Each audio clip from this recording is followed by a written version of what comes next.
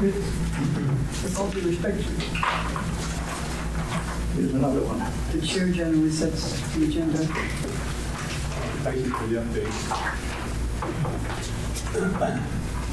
I usually don't print it though. Need a motion to adopt the minutes of June 2nd. I so move. The motion. And a second. Motion and second. Any discussion? Hearing none, may we vote, please? Been moved and seconded to adopt the minutes of June 2nd, 2025. Mr. Halford? Yes. Ms. Moyer? Yes. Mr. Meeker? Yes. And Mr. Cruz? Now I entertain a motion to adopt the minutes of June 16th. I so move. I second. We have a motion and second. Any further discussion regarding those? I will note I made the corrections to the names of the resolution and to Harbison Road, which I have misspelled. Thank you very much. Any other discussion? May we vote, please? It's been moved and seconded to adopt the minutes of June 16th, 2025 as presented. Ms. Moyer? Yes. Mr. Halford? Yes. Mr. Mitchell? Yes. Mr. Guy? I entertain a motion to approve payment of bills in the amount of $74,222.18. General fund, $7,761.83. Cemetery, $7,473.98. Fire fund, $53,987.22. Road, $4,999.15. Is there a motion? I so move. I second. Motion is second. Any discussion regarding payment of these accounts? Hearing none, may we vote, please? It's been moved and seconded to approve payment of bills in the amount of $74,222.18 as enumerated. Mr. Halford? Yes. Ms. Moyer? Yes. Mr. Mitchell? Yes. May I go, even though there's nothing in correspondence, may I make a statement when you're ready? Certainly. The floor is yours. I've been having trouble with correspondence. One thing in particular is setting the agenda. When not seeing one, I put out calls for agenda items and I'm not getting anything back. And furthermore, there's a lot of income, as you can see from chip seal agreements, but simple things, but things that have to be done. We have to certify our resources, and if we don't certify it this time and vote on it, very simple thing to do, but we won't get our taxes if we don't. Brian puts some things out, I respond, and I don't see others. So I don't know what is being responded to, and I don't know what people want on the agendas, Chris, because I'm not getting anything back from you about agendas. Gina happened to see that you told Johnny we were taking up annexation, so she went and threw it on there, but she hadn't seen it. So I just wondered, and then there were 3 things I asked for clarification on that you didn't write back, and I just wondered if we could solve this problem somehow. And I want to say that later in the meeting I'm going to be making a proposal for how the agenda problem could be solved. So I just wanted to, I'm having a hard time because, and all these are little things and I want to make sure nothing slips through. And I kind of need more eyes on them. We don't have a township administrator, so we don't have a point person. So who becomes the point person? We have incoming. And I felt like I've stepped out of my role because I'm not chair and handled some things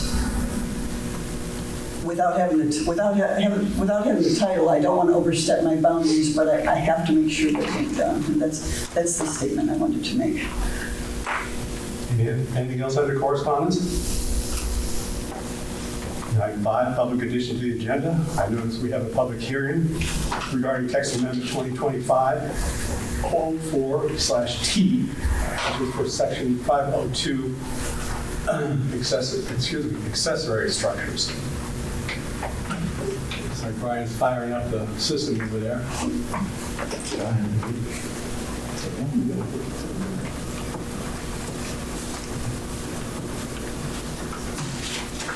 Not to give you too many papers all at one time, so I did these separately. So that is the packet for each of you. You want to share? You might have it already. Wi-Fi password for the whole building. The last one is the sample resolution, if you choose to use it, if you decide to move forward with this text amendment. Okay, so this is the first time I've done, the first text amendment to present to you trustees was just the reformatting, which is very simpler. So this, I want to give all the details, but I don't want to read every word for word right in front of you. So I'll try to just kind of give the highlights. Some of these text amendments might be omit one word, add a word. Those are easy. But when we're creating a whole section that kind of didn't exist before, it's a lot of verbiage. So just know that if you want to go into something specific, I'll happily do it, but I didn't want to read word for word to you. All right, so this is the staff presentation for 2025-004T, a text amendment for section 502 accessory structures. All right, the intent of this text amendment, you see, Oh, yeah, I totally forgot. the intent of this text amendment is to add a section related specifically to accessory structures. It was located in an easy-to-find section. Okay, so the Zoning Commission sent this text amendment to Regional Planning on April 15th. We received Regional Planning's approval letter on May 27th. The Zoning Commission held a public hearing on June 5th and voted to forward this text amendment to the Township Trustees for approval. That's where we are right now. All right, your packet that's in front of you has the text amendment all written out. So for 502 accessory structures, it has the Regional Planning's full commission recommendation letter.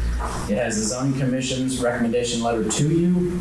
And then I put in a proposed trustee resolution if you choose to use it. All right, so at this point, I'm going to show you the full text amendment and just highlight this. This will happen every time, but the black text is verbiage that is currently in the resolution, which will just be the heading for this one. Any green text is what has been added by the Zoning Commission. And then any purple text, to make this simpler, is anything that the Regional Planning wanted us to add in there and that the Zoning Commission decided to adopt. It might sound confusing, but hopefully it will flow just fine. So let me minimize this. All right, so there it is. 502 is accessory structures. Now the whole article of anything that's in the 500s is our supplemental section. So this is anything that needs more details or needs to be fully explained for residents to find. So that's what the 500 sections are. So basically with accessory structures, and just starting off with that term, if someone owns a plot of land, typically because most of it's residential or agriculture, we don't have a lot of business in the industry here in this township. A building that is built to live in is typically called a dwelling in the zoning world. Other structures, a detached garage, a gazebo, a chicken coop, a barn, anything like that is usually called an accessory structure. Okay. So the 502.1, all accessory structures to a dwelling or primary structure in all districts shall comply with the following requirements. Again, try not to read everything, but some of it's hard without reading it, the whole thing. So basically, A is saying that accessory structures other than a decorative gazebo or a similar type structure must be built either a side or rear yard and must not protrude into the front yard. B, accessory structures height may not exceed 200 feet. 20. Or 20 feet, excuse me, thank you. Yeah, we don't want 200 feet. 20 feet, thank you. And then of course this is in purple, so this was something that Regional Planning asked us to add on. Measured from the ground to the highest point of the roof's surface, measured at the front entrance of the structure. Again, I'm reading everything to you, but it's hard not to. So C, there should be a minimum of 10 feet between accessory structures that are 200 square feet or larger in size. And the reason we did that because somebody might have a really small shed and we really don't want them to get a permit and mess with all of that. So we did add the whole thing about it has to be at least 200 square feet or larger. Under letter D, the permit from the Township Zoning Office is required for all accessory structures that are larger than 100 square feet in size. Structures may qualify for a no-cost permit if a structure's use is for agricultural purposes. Letter E, structures that do not exceed 100 square feet are exempt from the zoning permit process. So we're not going to ask for permits under 100 square feet or a 10 by 10 structure, typical. F, tent type structures and carport type structures without a foundation and not exceeding 500 square feet that can be disassembled are exempt from the zoning permit process. So basically, that was thinking about a carport, and is it just more of a tent type permanent or a temporary type structure? We don't want to permit those kind of things from the zoning world. G, all accessory structures must have a minimum setback of 10 feet from all property lines. And again, the word minimum is something that regional planning suggested we add that in for clarity. 502.2, all accessory structures in an agricultural district are exempt from township zoning regulations if the structure is being used for an agricultural purpose. A township zoning permit is still required for an accessory structure built in an agricultural district that is not used for an agricultural purpose. And you think, what would that be? A dwelling. So you still have to get a permit for a home because it's not being used for an agricultural purpose. A barn, a corn crib, some to store tractors, all of that housing for animals that you're raising is exempt. All right, point 3, and this will be the last one until we get to the definitions. Point 3, an accessory structure may proceed construction of a dwelling as long as the zoning permit has been submitted with a site plan showing the location of the dwelling, the septic system, and the well. If an accessory structure precedes the dwelling, it is subject to inspection until the dwelling is complete. Under no circumstances will an accessory structure be used for habitation. So it's a lot of words to basically say you can build your accessory structure first before the dwelling if it's like an empty lot, but you have to at least have the drawing already laid out, the well and everything decided before you just want to put up a barn. And you can't put up a barn and live in it while you're building your home. You can apply for temporary living, but there has to be a reason, and then we can address that. So other than that, the definitions, we changed one definition that is actually in our 202 section, where all the definitions are. Not advanced. There we go. We just changed, because we were using the word accessory use or building in our definition, it kind of didn't make sense. So we clearly defined what an accessory structure is, which is a separate building located on the same property as the primary structure with a use that is subordinate and incidental to the primary structure, such as a detached garage shed, gazebo, or similar structure. All right, I know your heads aren't always in zoning, No, this is but does anyone have, or anyone, any of you trustees have any questions about this part?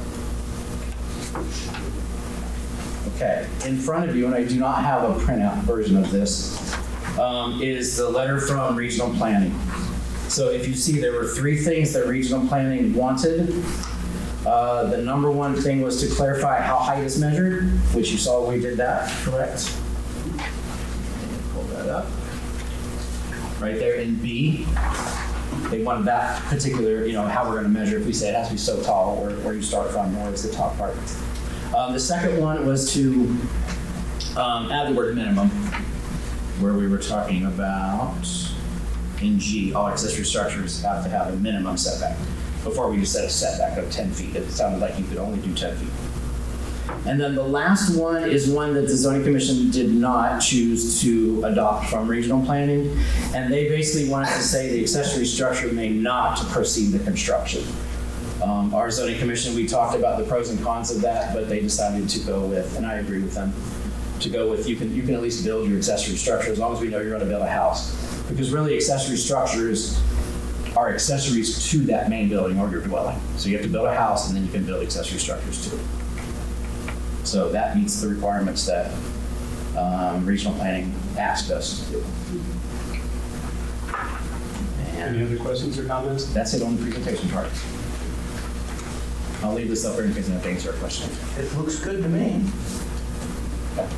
You and I talked about why is it that somebody can't put an accessory structure in the front? It basically comes, you can always get a variance, you can ask for a variance through the BZA. It comes down to basically an aesthetic look of, I see the home, I see the barns or the sheds or everything that are either in the side or the rear yard. Do you have an option as a trustee to say we want them to be in the front yards as well? You can. We have about, I did kind of an assessment, I think there are maybe 4. Now, when it comes to like barns for agriculture, I didn't count those. Like if they have that, I mean, there are plots of land that just have just a barn, and that's fine. It's used for agricultural purposes. There's about 4 to 5 where there's actually a garage that actually sits off of the driveway, which sits in front of the dwelling. So it would be a front yard. So it's more of an aesthetic thing. It's a typical zoning thing. It's not saying we have to be typical, but. Yeah. Cindy, what's our resolution number? Is your This will be 2025-19. And then if you want to open it for public comments, I'll address the, you can answer them or I can answer them, depends on how you want to do it. We're in a public hearing at the present, and we will be for a few more minutes. If there's any questions or comments from the public, I'd like to hear them now, please. So can you give me a little sense of the background? Is this a brand new, and I know there was a code at the beginning, maybe I missed it, but is this a brand new ordinance about accessory structures, or it existed before and was just? It really just kind of existed, but it only talked about residential. And the only thing that really had in there before it was it had to be in a side or rear yard and 10 feet from a property line.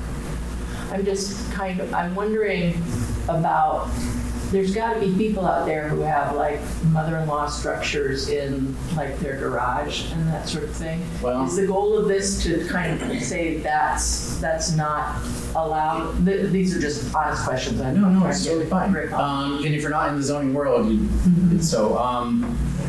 typically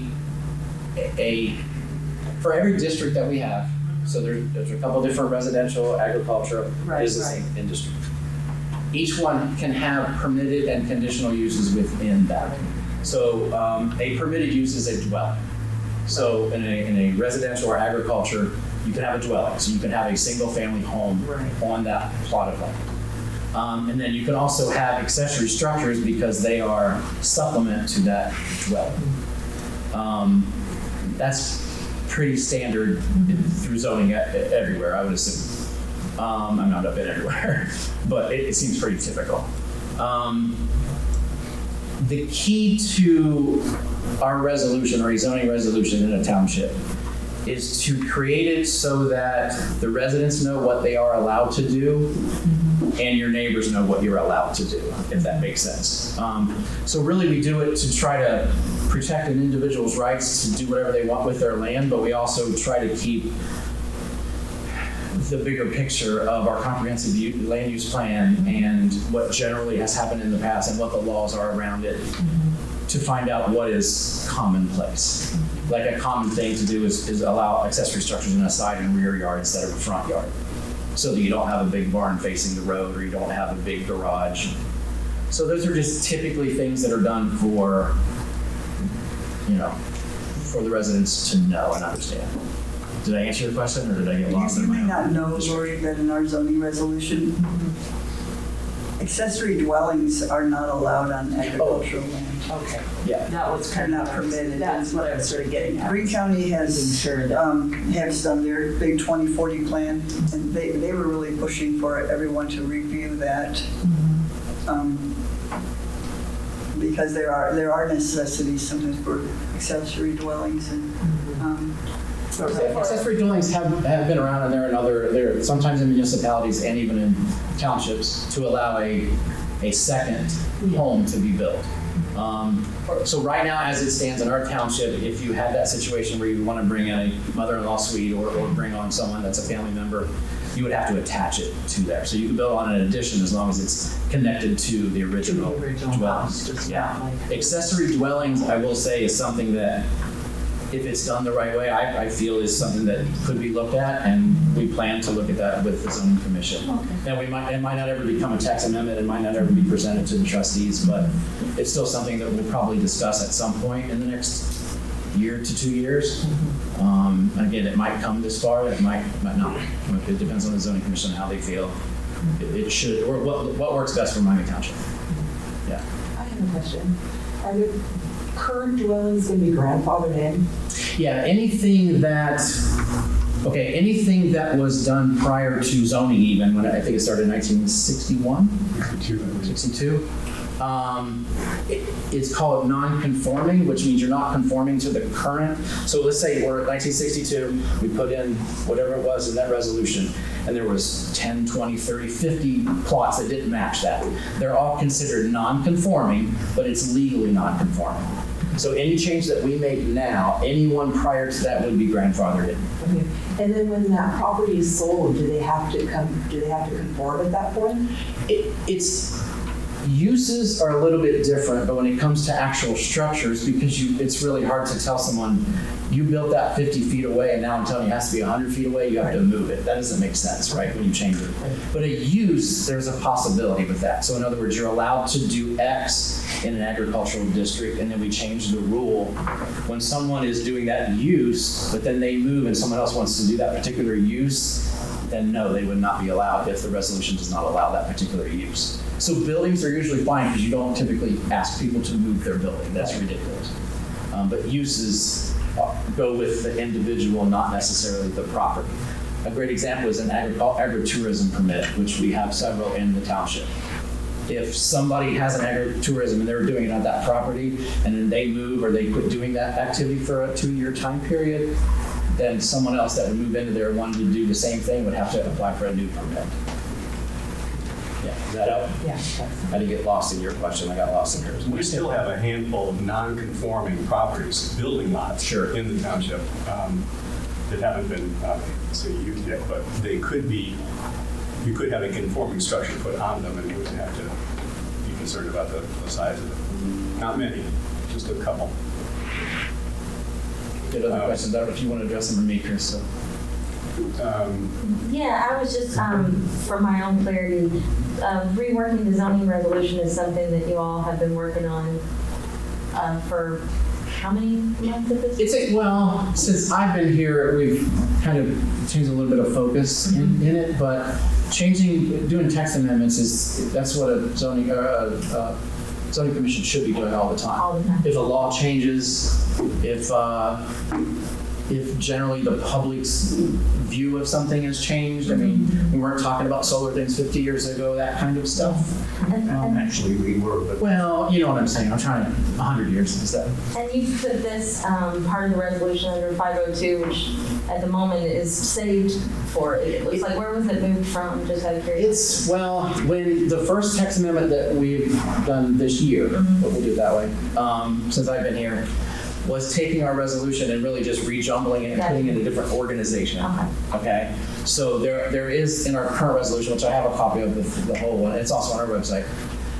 There are places where it says future planning. Yeah. And that was because we had an idea that we were going to place accessory structures, fences, All together. there's other things, yeah. Things that go But each one takes, you saw the time frame. Each time this happens, I mean, the zoning commission might meet about it a couple of times. And then it goes to regional planning, and then another public hearing, and then the trustees make the ultimate decision. So they usually take a couple of months per. But we're probably looking at about 28 to 30 text amendments happening in the next 2 years, if those all get forwarded. They're at least going to be addressed and talked about. Yeah. Thank you. Yeah, absolutely. Well, and kind of referring back to the original question, it's interesting in as much as a lot of times townships will find themselves where the BZA is being asked to grant variances for basically the same thing. And if that happens enough times, a good working township and a good working zoning commission is going to say to themselves, well, maybe this is something we should look at and make an adjustment at that time. And that happens Yeah. time again. Well, and I assume if that happens, in a text amendment down the road, we'll hear that maybe is why. If you're hearing that. Certainly may. Sure. Right. There's a question behind you, Chris. Yes, sir. When we're talking about accessory structures, agricultural use or agricultural purposes, is that defined? So I mean, a lot of people build barns and they use them for a couple things. And of course, there's the agricultural use variant thing that allows you to reduce your taxes. And the definition of that seemed to be more or less what was applied to the agritourism thing that you discussed last week? It's, Anyway, so there seems to be a range of definitions. so if you start with the premise that everything needs a permit, until we give you a reason that you don't have to. Just stick with me for a second. And the reason I say that is, I'm going to build a house, a dwelling. Yep, you need a permit from that, from the township. I'm going to put a barn, an accessory structure next to it. Okay, my next question would be, what are you going to use it for? We're using it to store a tractor, we have horses, we have whatever, we use it for agricultural purposes. I can write a no-cost permit, because sometimes a building company needs a permit. I've done a couple of those. I think your property was one of them, if I'm not mistaken, if I know who you are, but it's just, I digress. I can do a no cost, which is basically a letter that basically says, this individual is doing this for agricultural purposes, it's not needed, a permit is not needed from the township, and we have no issues or whatever. I've had to do a couple of those before. And if somebody tells me that's what they're going to use the building for, then I have to believe that's what they're going to use the building for. If there is a complaint down the road, which I think is part of your question, that somebody is not using a building for what is intended to be, then that's when I need to investigate and resolve the issue. So yes, if somebody says, I'm going to build a barn, I'm going to keep horses in it, and then they do a wedding venue, this seems to be the zoning thing that everyone comes back to. That's not the use that they were supposed to originally use that building for. Then there's an issue we need to get it resolved between me and the trustees. Does that help? Yeah. Okay. Oh, yeah, that's what I was asking. Thank you. Yeah, but the other stuff is coming down the road. But is there a definition? I assume there's a definition. There's a definition in the ORC, and it's also in our resolution for agriculture. So it tells you exactly what agriculture is. There is also for agritourism. That's defined in there. Yeah, the 202 section is all the definition. Anything that's worded that might be ambiguous in the resolution should be defined. Yeah, and it's, we're probably 75, 80% really good, and we're fixing other things right now. Is how I feel about it. Yeah. Any other questions? Sorry, one more. Lauren? I think Lori asked this, but I didn't quite contain it. So this is just extracting what was previously a smaller bit and filling it out? Just so I can I don't know. Yes, it's an accessory structure section that wasn't there before. Wasn't there, okay. But there was accessory use, was there or something? Or We defined the term because it's crossed out. Right? accessory use or building, which is the use for a building. It's kind of, it's talking about two things. Oh, that's a different part of the, okay. Yeah, it's just one definition that That you got rid of. the green one is better. Yeah. It's more defined and it makes sense. But that was in the old one, and now you're doing the new Yes, one. everything that's in black is Yeah. in the current resolution and what is lined out. Yeah. We'll be removing and adding the green if the trustees adopt it. And if it gets adopted today, in 30 days, it'll be official, because there's a 30-day window for appeals if the public would like to appeal. Any other questions? No one usually cares about zoning until they get told they can't. I served on the planning commission for many years, so I always kind of heard about this. But yeah, I appreciate the questions. It's nice. That's all I have, Chris. Thanks. Okay, thank you, Brian. All right, we have before us Resolution 2025-19. It's for text amendment, which is listed as 2025-004-T, referring to Section 502 for accessory structures. It reads, whereas Miami Township Board of Trustees have received from the Zoning Commission to legislatively adopt the following text amendment to the current Miami Township zoning resolution on July 7, 2025, and whereas the Green County Regional Planning Court and Commission provided an affirmed recommendation for the aforementioned text amendment on May 28, 2025. Now, therefore, be it resolved that after due deliberation, Miami Township Board of Trustees legislatively adopt the above text amendment to the current Miami Township zoning resolution. The text amendment will officially go into effect on August 7, 2025. There's a resolution before us. Somebody like to move the adoption of the resolution? I move adoption of this resolution. Is there a second? A second. I do have Second. one question. Any further discussion? Go ahead. What does it mean to legislatively adopt rather than adopt the above text amendment? I'll be honest, I just took that from a cut and paste from you guys' old resolutions. Okay. So, Next I mean, time. are you legislatively adopting it? Yes. That's fine. Or I think if you just said adopt, it would still be the same thing. I'm just, Sounds more official. Yeah. well, it's something I can't really explain to you, because I don't know why. I don't even like the word whereas, but that's okay. I don't either. I don't like how that's I'm not proposing any amendments. Any other discussion? Hearing none, may we vote, please? It's been moved and seconded to adopt resolution 2025-19, the zoning resolution text amendment 2025-004-T, section 502, accessory structures. Mr. Hollis? Yes. Ms. Moyer? Yes. Mr. Mitchell? Yes. The resolution is adopted.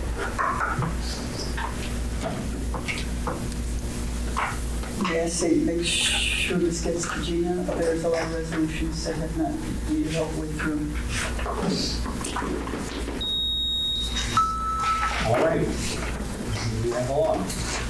Item on the agenda is another piece of business under public additions to agenda. This is says annexation agreement. It's not really an agreement, but we'll get to that.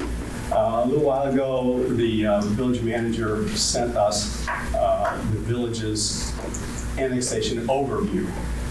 He asked that we review that for no particular reason, I guess, and make any comments about it to the village. It spells out virtually 90% being the process from the Ohio Revised Code, and on the last page, it refers to the current and potential village annexations and the urban service boundary. Would anyone like to make a comment about anything in that Yes, memo? I believe the memo was sent to us so that we understand the full process. And what that village manager sent, I think to you earlier, an email asking if we're going to enter into an annexation agreement with them regarding the Jones property at 84 acres. So I think why they sent us this memo was for us to let us know that the difference between the two types of expedited annexations. The expedited one requires for us to engage in the annexation agreement, and expedited 2 can go forth without our agreement. So it was my understanding that what they're looking for from us, they wanted to inform us with that, but wanted a decision tonight of whether or not we were going to enter into an annexation agreement with them. That's what I understood the communication to say. Without a document in front of us spelling out any of those questions or requests, I'm not comfortable approving or denying something I don't have any idea what it says. Well, my understanding is that they're just waiting for an answer. Do we want an agreement? Should we send it over? Like what you're saying is you wouldn't make that decision unless the agreement was in front of you? Mm-hmm. It's not our responsibility to push something forward on some other political subdivision whose responsibility it is. Well, I'll take the occasion to say that I had assumed that the urban service boundary, or whatever it's called, took into consideration where the service drainage goes. That is the water in this land that's being proposed for development, does it run towards the village, into the village, would it be convenient for storm sewer drainage. And on walking on the property, I see that just as part of the school grounds, also drain towards Jacoby Creek, away from the village. And I think it is a bad idea for the village to annex it. That's just my side comment, because it doesn't drain into the village. But Well, number without the formal requests from the village, So, number one, they haven't annexed that. right? And two, we don't know which parts. There could be dividing line. It's a huge piece of land. The back part could drain toward Jacoby Creek, and the front could drain toward the village. I mean, they had some reason for putting in this, in the service boundary, within the service boundary. Not necessarily, but that's okay. Laura, you might be able to answer this. It's been a long time since I was reviewing annexation agreements. But I've reviewed urban service boundaries in the past, and I understood it was, in this case, would the village be able to provide utilities being electric, water, and sewer. I don't recall any reference to stormwater. Do you? No, I was having the same exact thought, actually, and you might have some thoughts about that as a zoning person. Just that the urban service boundary, exactly what you said, Yes. is how I believe it to be. So again, I am very limited, but that's what I believe it to be. Chris, you're right in making that distinction. However, the way the ground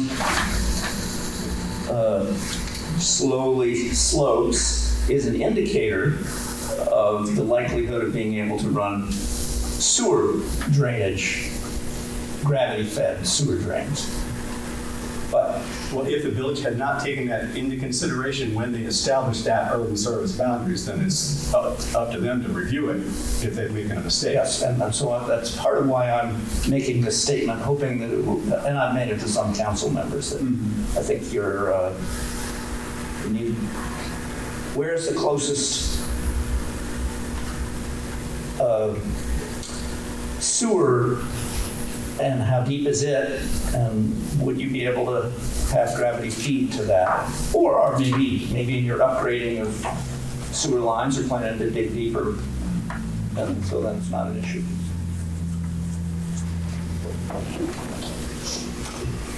But I repeat, I think of, and very generally, these urban service boundary does follow, where is the drainage line, drainage edge, watershed edge.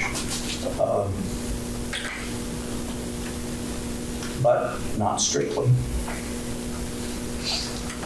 I'd like to say that Chris's point, it's not up to us to initiate. They're not asking us to initiate something. They're asking if we are in agreement.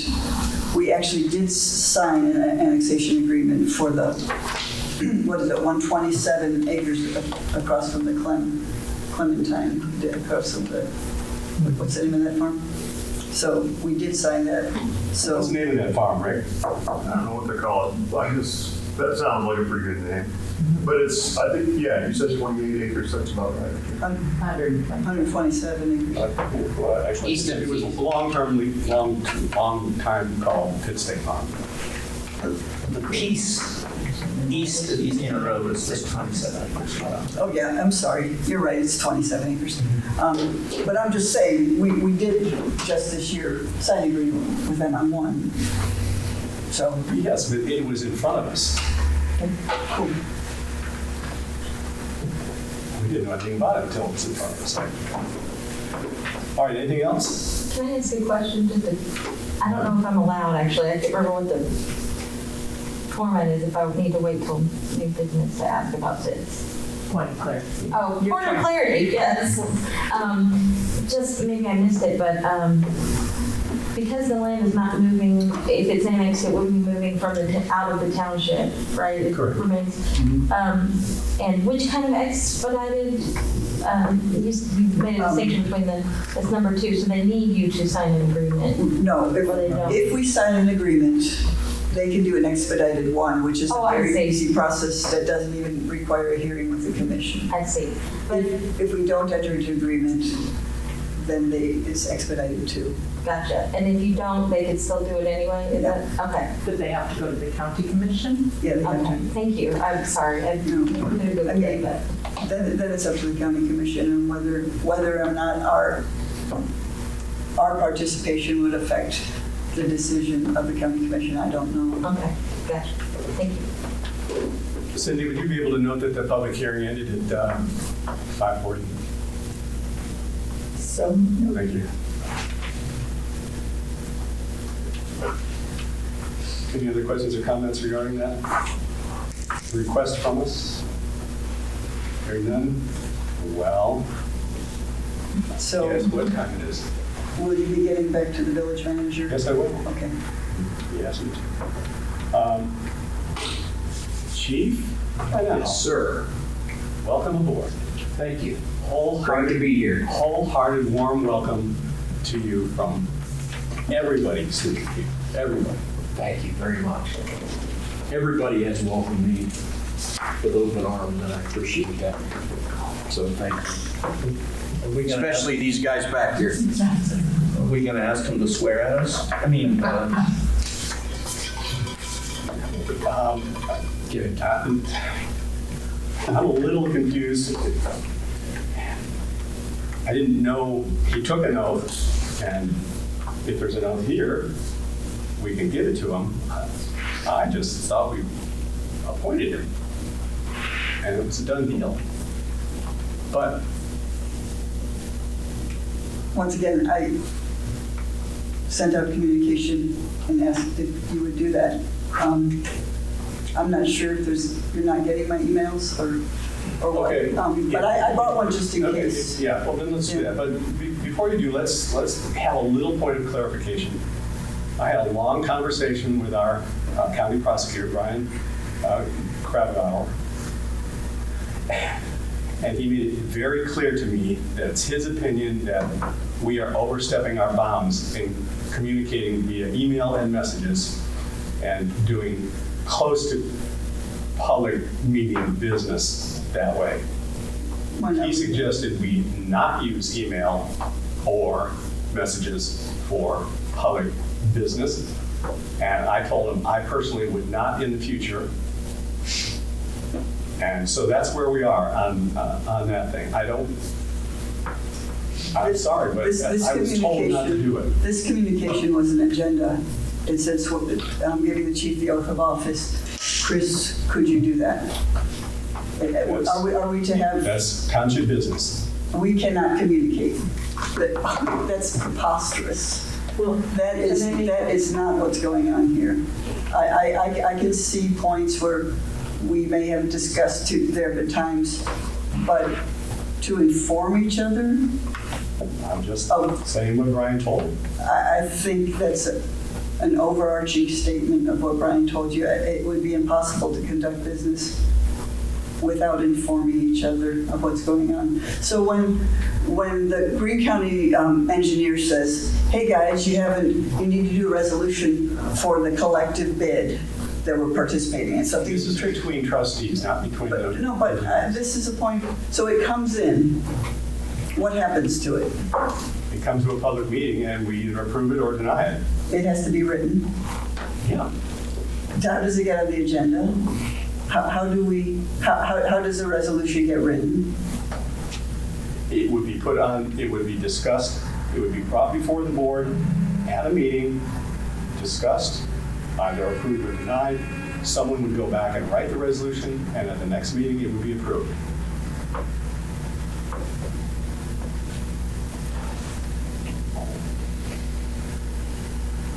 Anything else? So we are to never have, between meetings, we are to not speak or email to each other. That's just cannot be possibly be true. If you brought a copy of the note, I'll be happy to administer it unless you'd like to. Well, It was your responsibility to find our new chief. I think probably you no, ought to Chris, let me correct you on that, because that's the second time you've said something that was not false, that was not true. Okay, sure. When we first appointed him, you said, well, Marilyn led the process. This is just to be clear. Marilyn led the process to find a new chief. I certainly did not. You volunteered for it. No, Yes, Chris, you that did. is not, I wasn't. I asked you if you volunteered to do it, and you said certainly. Stop, Chris. Okay, Stop, Chris, I'm talking. go right ahead. Early on, you flipped off an email, Marilyn, why did you go ahead and find a new chief? No, I asked Okay, you in stop. person. No, what happened was, we contracted with Frederick Hauser to write the description, to send out the things to contract chief. We were, all of us, hands-on. And then after all the interviewing was done and a lot of the process, when we had just a couple of people left, we were brought in, all of us. That was, I had the same involvement with you, except for you were handling some of the. This was our conversation before Fred got involved. Yeah, and it didn't come to fruition. So I just wanted to make that point of clarity. Okay, thank you very much. You're welcome. You want to administer the oath? Sure. Go ahead.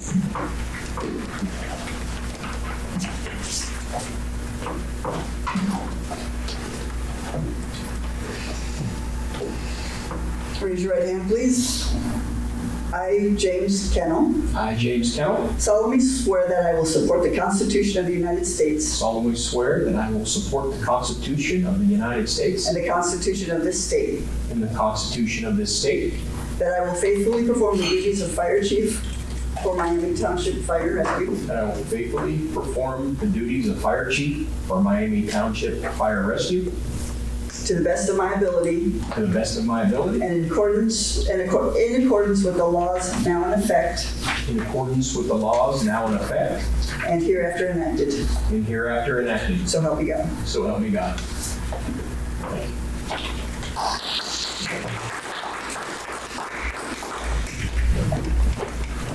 Now, your first official report, please. Okay, you have a copy of my outline there. I first want to say again, thank you for the warm welcome, especially the people within the fire department.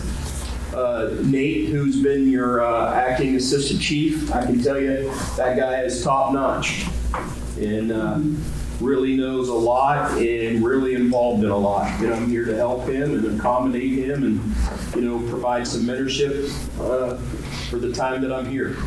I've been out on probably half a dozen runs in the week, kind of observing your crews on emergency scenes, and I can tell you, you're in good hands. These people are caring, they're competent, and I feel comfortable leaving here at night and knowing that, the township's in good hands. So kudos to that. My first duties, and this is out for review, is just organization of a lot of the different things. You have a beautiful firehouse here. You have fire prevention duties that need to get done. You have EMS duties that need to get done. You have training that need to get done. So we're going to, in order to make sure that these things get done, we're going to have accountability in all three officers, one on each shift. We're going to divide things up and start getting after it. And one of the things is that I've seen is we need to kind of button up our daily routine so we can get everything in that we need to get in one particular shift. We're going to work on, and I think that's out for review right now, and we probably are going to come back to you, this EMT and paramedic training agreements. We made a few minor adjustments to that, and I'll get that to you here real soon. So you named it that, okay. Yeah.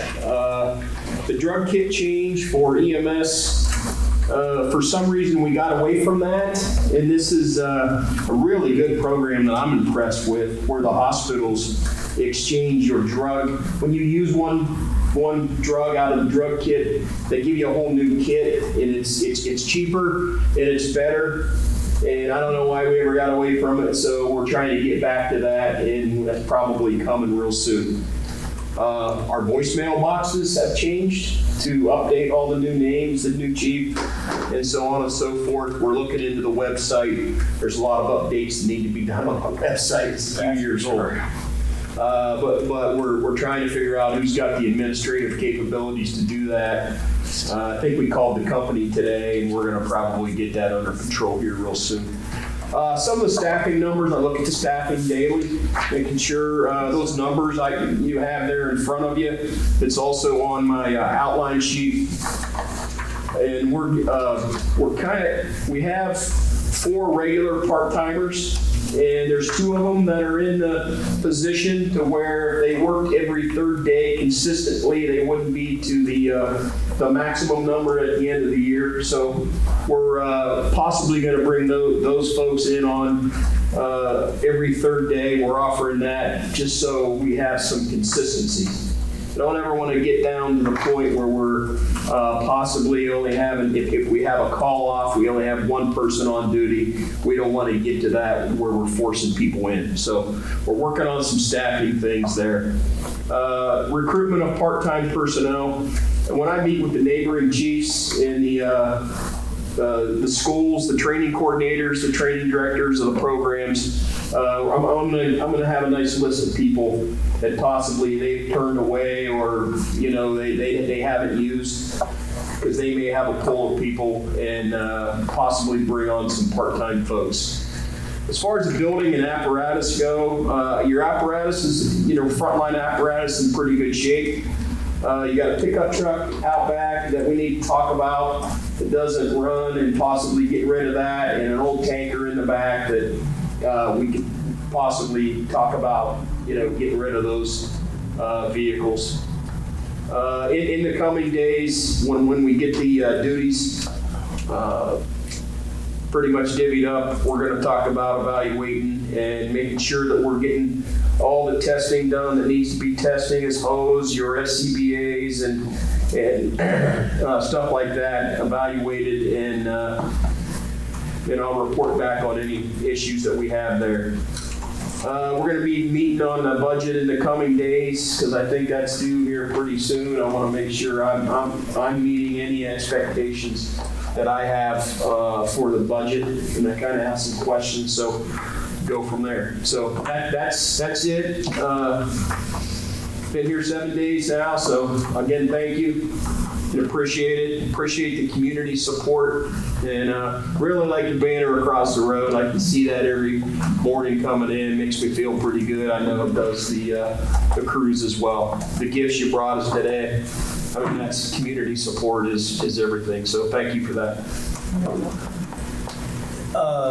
Under budget, you say you've got typed in Meet Friday. Yeah, I think at one point we were possibly going to get together on Friday. I think I was going to, Fred was going to be involved, and Marilyn's going to be involved. I just put that down there as a possibility. Yeah. Are we still on for that? Yeah. Or okay. Frederick, since he did the budget last year and has requested a lot of documents and expense reports and stuff that I gathered from the fiscal officer, and we're just going to have a little summit on Friday. He said between the 2 of you, he asked me to join since I gathered all the things, and somebody should be, Yeah, that's carrying on with you're not here, he's not here. We need to. I'm not sure if we should have made that probably. Oh yeah.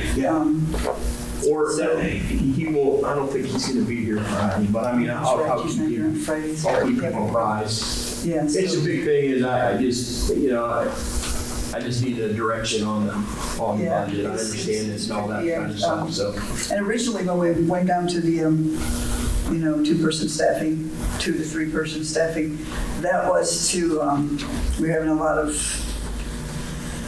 overtime because of resignations and different things. And we were to evaluate that every 30 days, and I think we haven't really taken it into evaluation. So one thing we'll be evaluating on Friday is how's it going with the Okay, yeah. with the Where we're at salaries? this point, Where we are? Do we have where we're the going. means to go higher, or are we? Where are we with salary steps? And my question to you folks is, are those, that staffing report, is that kind of stuff that you want to see? As far as how many per day and, I think it's valuable to keep abreast of Okay. how that's going. yeah. And, the color chart is, where it's red, there's red and there's blue, and that just shows whether there was a paramedic available or not. Yeah, I was going to ask about that. Which one is paramedic is available? The red is the paramedic was not Okay, available. good. And that, There's a whole lot more you will see that as a particular shift where we don't have a regular paramedic on that day. Yeah. Now, that doesn't take into account Nate that's here during the day. And what he does, if he hears an advanced life support run go out, he's going to go on it. So he's actually, until he leaves at 5. Okay, So- that's even better. If anything happens after 5 and it's advanced life support run, the guys respond to the call and then immediately call in a paramedic unit from a neighboring. Yeah. And of course, that could improve too when Nate's done with the Yes, training with once you. Nate moves over Yeah. to his shift, then that coverage will improve significantly. Yeah. I've always been particularly interested in, and thankfully, haven't had much of a problem to this point. On the short shift days, let's call them that. Okay. Have we run into any issues where calls come in, there's nobody here, or not enough people here?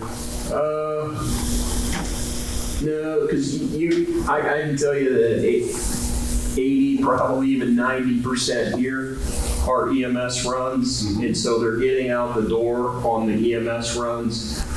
The paramedic will go with them.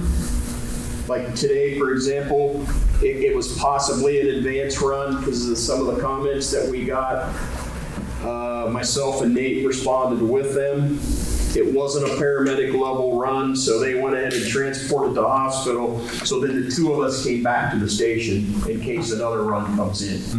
So we're preparing for that second run, but if it's only one person, at least they're going to go there and give aid until a neighboring ambulance responds. But it didn't happen this week, and Now, it happened one time this weekend. There were 2 runs that came in within 2 minutes of each other. Person fell down the road, and then another medical emergency come in. So I think we had to call Cedarville came in for a second medic run. But since I've been here a week, it's only happened once. And I think actually somebody came to the door this week for a medical emergency, but there were people here. did you use the little prep room, the little? Oh, no. Yeah, it's a pretty neat little doctor's office room there. Oh, a lot of Band-Aids in there. All right, thank you very much. Anything else for the chief? Can I ask? Sure. You can come to the station if you have an emergency? Yes, Oh, it happens all the I time. did not know that. Really? Somebody came in last year, had a ring stuck on their finger. Oh, Yeah. You know, a lot of times people are hesitant to call 911 or like, well, let me just take you down to the firehouse and get you checked out. okay. Well, we see that all the time. I didn't know. Yeah. Very good. And that is the main, Sorry. that's the main reason they're actually putting an exam room actually in most of the new firehouses that I see. Gotcha. And we have one, you were saying? Yeah. Okay. You can check it out before you leave. Looks like a little doctor's office room. Very cool. Pretty neat. without the doctor, but yeah. Do it yourself, I guess. All right, anything else? Hearing none, I would ask for an executive session for the purposes of employee compensation, please. Is there a motion? I so move. Is there a second?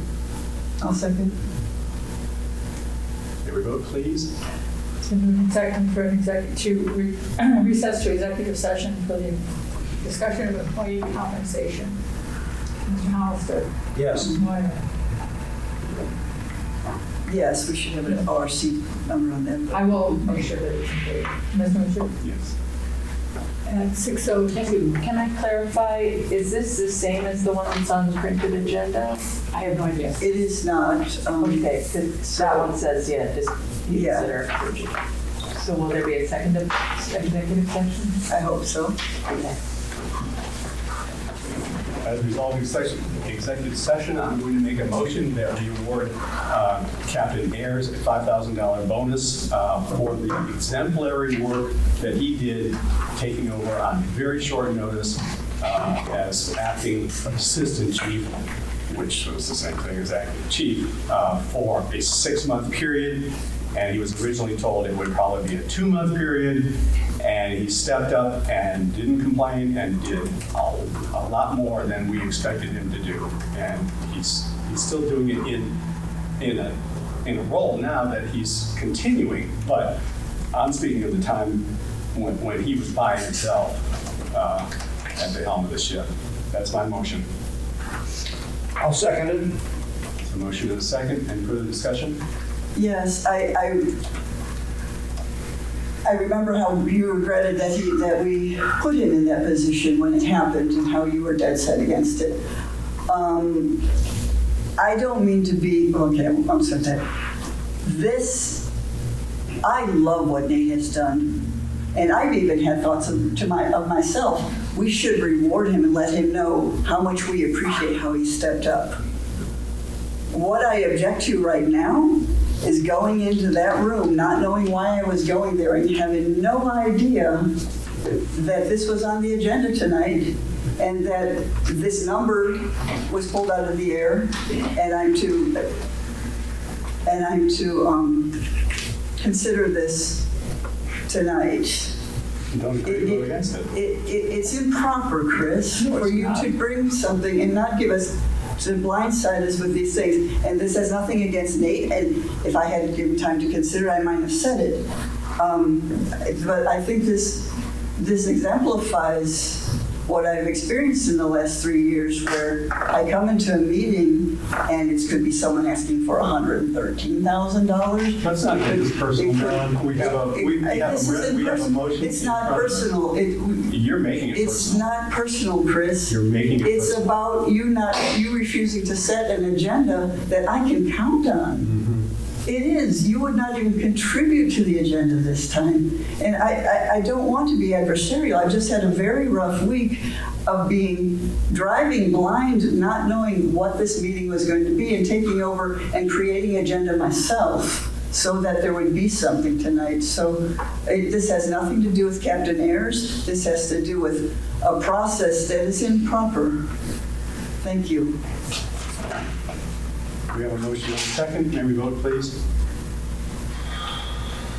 It's been moved and seconded to award Captain Ayers a $5,000 bonus for his exemplary service for the 6-month period as acting interim chief. Sounds good. Mr. Mutcher. Yes. Mr. Hollister. Yes. Ms. Moore. Regretfully not. Anything else for the fire department? Cemetery report?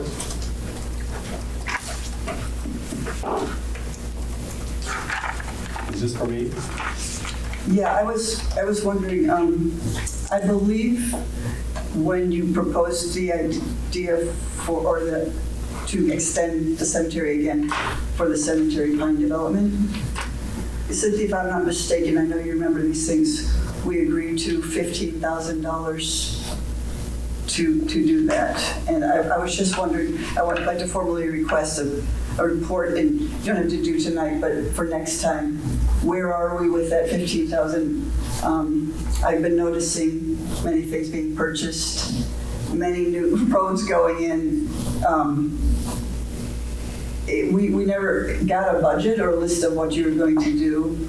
You poured pads and built structures. It was all in the preliminary concept plan Don't that think you, it was. that you approved. And a fence, so, but that's fine, but if you could get The us. fence is for the oak grove, that's not for the pine forest. There will be a portion that goes into the pine forest, So but if you the could- other fence If is you for oak could, grove. I'm formally asking you to, requesting like a list, a budget of what you've done so far and see where we are in the 15,000, including, I Well, understand. we're done with the 15,000, we're done with phase one, we're moving to phase two. No, there is no phase two unless there will be a unless we vote for it. Well, I will propose it at some time, you're talking about something else. So could you get us a budget for what the final cost of phase one was?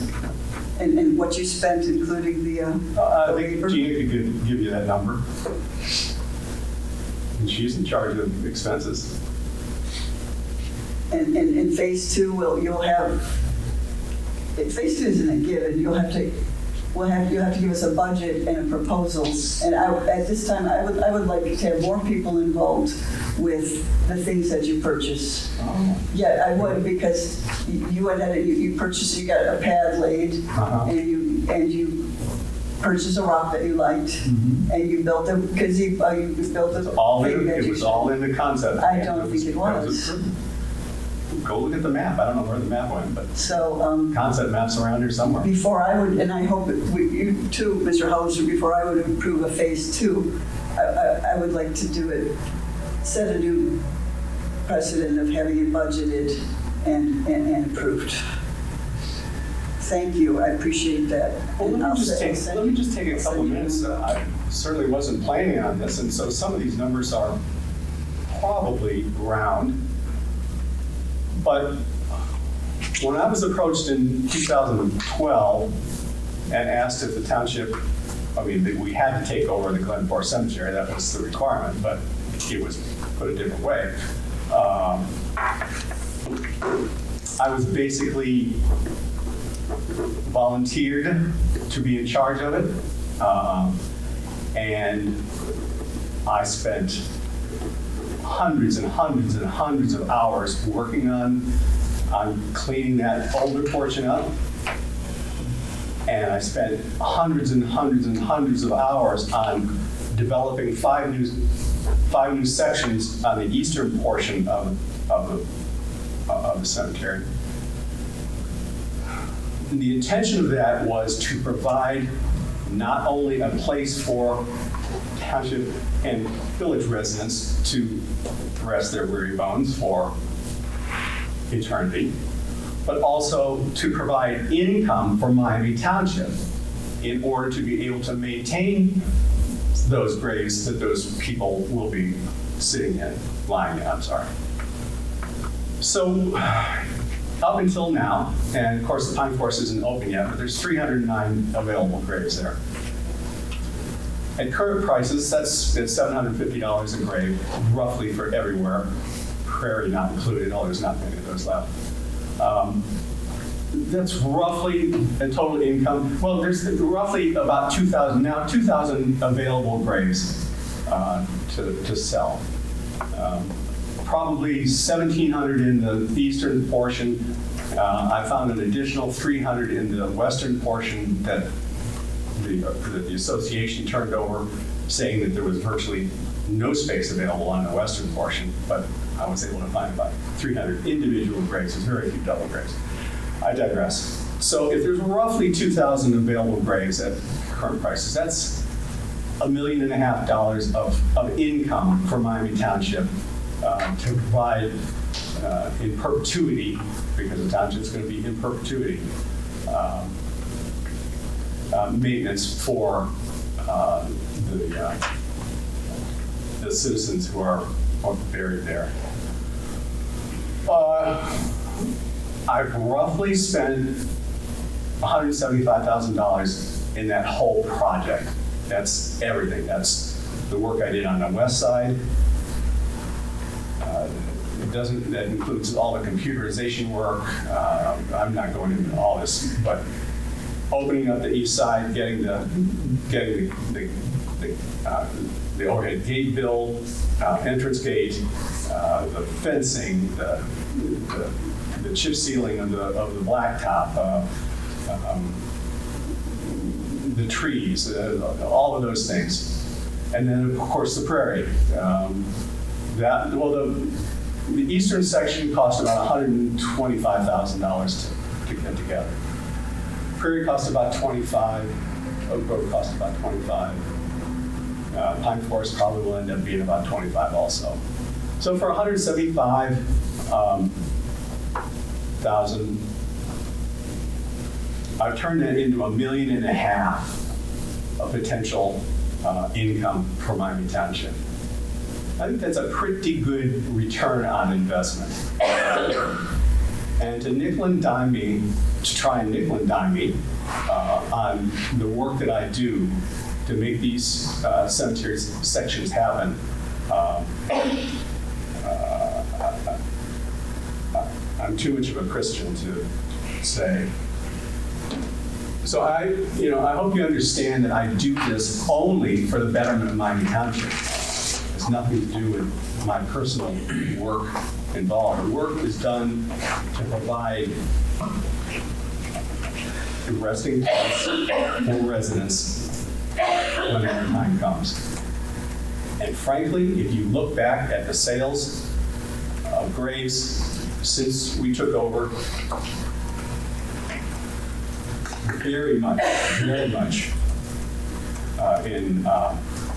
in favor of all the new sections.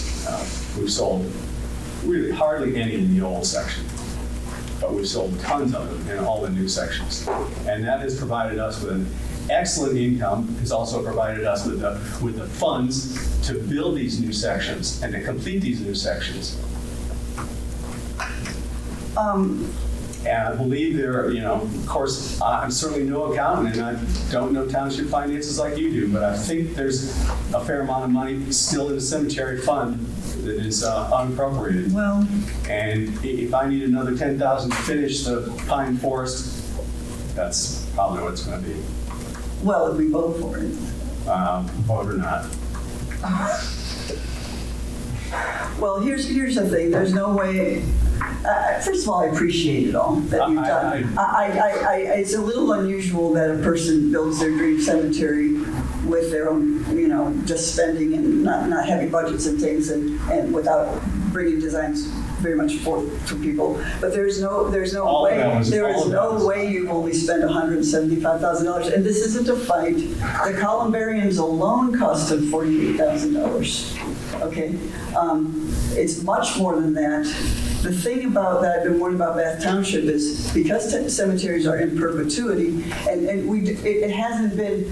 We've spent almost everything that we've made so far. We've and I am concerned about the cemetery fund because part of the TLT deal was that $20,000 that we were going to pay for Clifton Cemetery out of the general fund is now coming out of the cemetery fund. So I am, and it is dwindling down. There was some more revenue recently, but there's no money coming from that to the Clifton Cemetery. Yes, there is, and it was your idea. No, absolutely. Oh yes, I could show you your own work. Okay, you do your own work. You do that. It said from this day forward, that cemetery fund will be paid for, not from the general, but from this. And the It always $13,000 went to the general fund. It never went to the cemetery fund. It was never a penny of Clifton. It ever went into the cemetery fund. We built. We built. We built it, and we were paid for it, and it went into the general fund. It did not go into the cemetery fund. No, it's okay. We don't have to do that. We switched the cemetery, the revenue from the Clifton Cemetery In the general fund. went to the general fund. No, it was in the general fund. That's where it is. It's in. Look at your revenue status. It's in the general fund, and we transferred it to that line item to be given to TLT by your suggestion. That has absolutely nothing to do with the Pine Forest Natural Burial. But I just wanted to, I want to tell you why I'm concerned about this. Now, $1.5 million sounds like a lot until you start paying people to maintain it.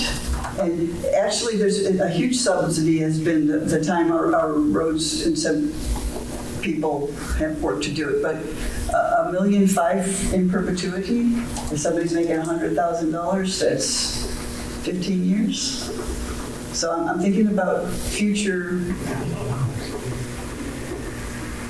We spend approximately, what do we spend per year on maintenance for the whole thing? 25,000 Anyway, for mowing? I think this mowing for Glen Forest is 18,000. Well, that's the whole thing. that's You not, can do it all. that's not all of our one contract with the outside contractors is 20,000 alone. That's And that what is I'm all, referring that to. is all the stuff that Dan, and I'm not trying to rake you over the coals. I think we just, What do you mean all the stuff, Dan? Dan and Brandon do in the cemetery. That's their job. That's what they get paid for. Yeah, they get paid out of the cemetery fund. Yeah, but Yeah. how much is So that's that? It's like cost. $10,000 maybe. Okay, so there's 30 and there's more. Okay. And there's roads to fix. But There's no roads in the cemetery. and we're constantly creating roads and re-graveling roads and fixing roads. And there's $10,000 when a tree comes down, and and as you add one section and a section and a section and a section, we need a maintenance plan for the future. We need a maintenance fund for not necessarily an endowment, but a maintenance fund for the future. And I just think that in the future, we should start thinking about the maintenance of the future. I think $1.5 million is a pretty good start at the future maintenance. But when that $1.5 million is done, you're done selling graves, and there's no more revenue. You open new sections. No, we're not opening any new sections. We've already built something that is a super extended cemetery. How much land is left over? We can't just keep building, because we're creating a thing that has to be managed. And yes, You have a Dan, demand for something from township residents, and it's our responsibility, our legal responsibility to provide cemetery. it was for our legal responsibility. It was our choice Yeah. to expand and to go into all the different ways. We could have just So we could make more money. maintained just a cemetery. Yeah, but then we'd be paying for maintenance out of general fund all the time. Okay, so we just need a plan for the future. And this assumption that you're going to keep expanding and you're going to keep doing things without budgets. No, my expansion is over. This is as far as it goes. Now, if future trustees in 20 years or 40 years find that they're being squeezed for space, there's an additional 3 acres back there that can be cleared and done whatever they decide to do with it. Would you please get us a budget for the phase one for next time? I'm not committing to that. I do think that long-term maintenance estimates would be worth outlining. Okay? 30,000 a year. You don't need that.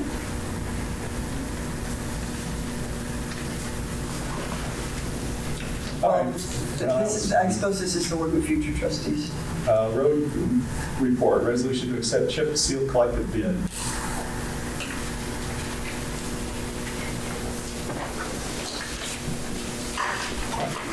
I don't have a copy of that.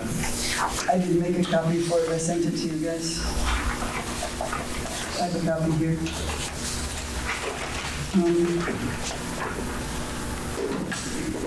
So that's resolution 20, I lost my paper. 25. 2520. That's what I have, yes. Go ahead, okay. Resolution accepting the agreement between Greene County Engineer and the Miami Township Board of Trustees for the 2025 chip seal project. Last time we did the paving, we're part of a collective bid that is countywide, and we just need to approve. I have attached the costs, and as it asks us to, and then we have to sign the agreement. There's only one thing more boring than a text amendment in the zoning resolution, and that's the text in a chip seal project. So I will just entertain, I will make a motion that we accept this collective bid that I'm sure we've all looked at. We have a motion to approve resolution 2025-20. Is there a second? I second. We have a motion and a second. Any further discussion regarding this resolution? Hearing none, may we vote, please? It's been moved and seconded to adopt resolution 2025-20, accepting the chip seal collected bid. Ms. Moyer? Yes. Mr. Hollister? Yes. Mr. Mucci? Yes. Resolution adopted. We have a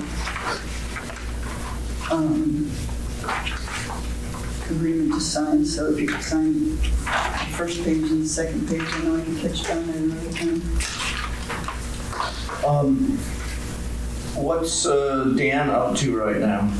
Please. He and Brandon are mowing as we speak. Okay.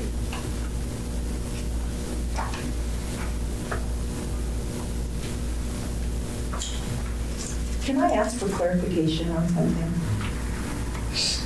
Yes, ma'am. You just said that there were purchases made on the cemeteries. Were those recent purchases that were made on cemeteries? Is that recent? You're referring to, I'm sorry, She said that there were many she said there were many purchases made on for the cemetery. oh, I see what you're saying. And I'm Okay. asking, are those current, recent purchases that were made on the cemetery? Yeah, in the past 6 months. This is the new section. Okay, It's not open yet. but I'd like It to will know, have like, 300, it'll within have, the last couple of weeks, have we had purchases? I don't think so in the last couple of weeks. There's 309 potential when it opens. There's 309 graves available. Right, At roughly, the current price again is $750. yeah.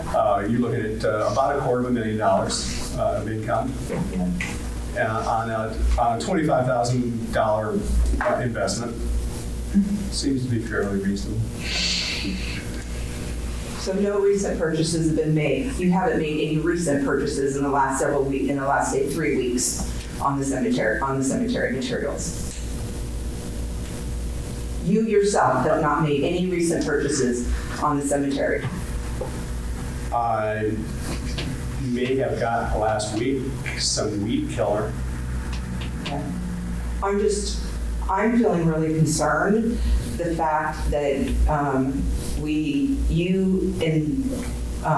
for the last several meetings, have stated that you're refusing to do anything financial, that you're refusing to sign on any of the bills, that you're refusing to sign on a payroll, that you have said that you are demanding that there be a full accounting done of everything that's in the bank before you do any of that, but yet you continue to spend money.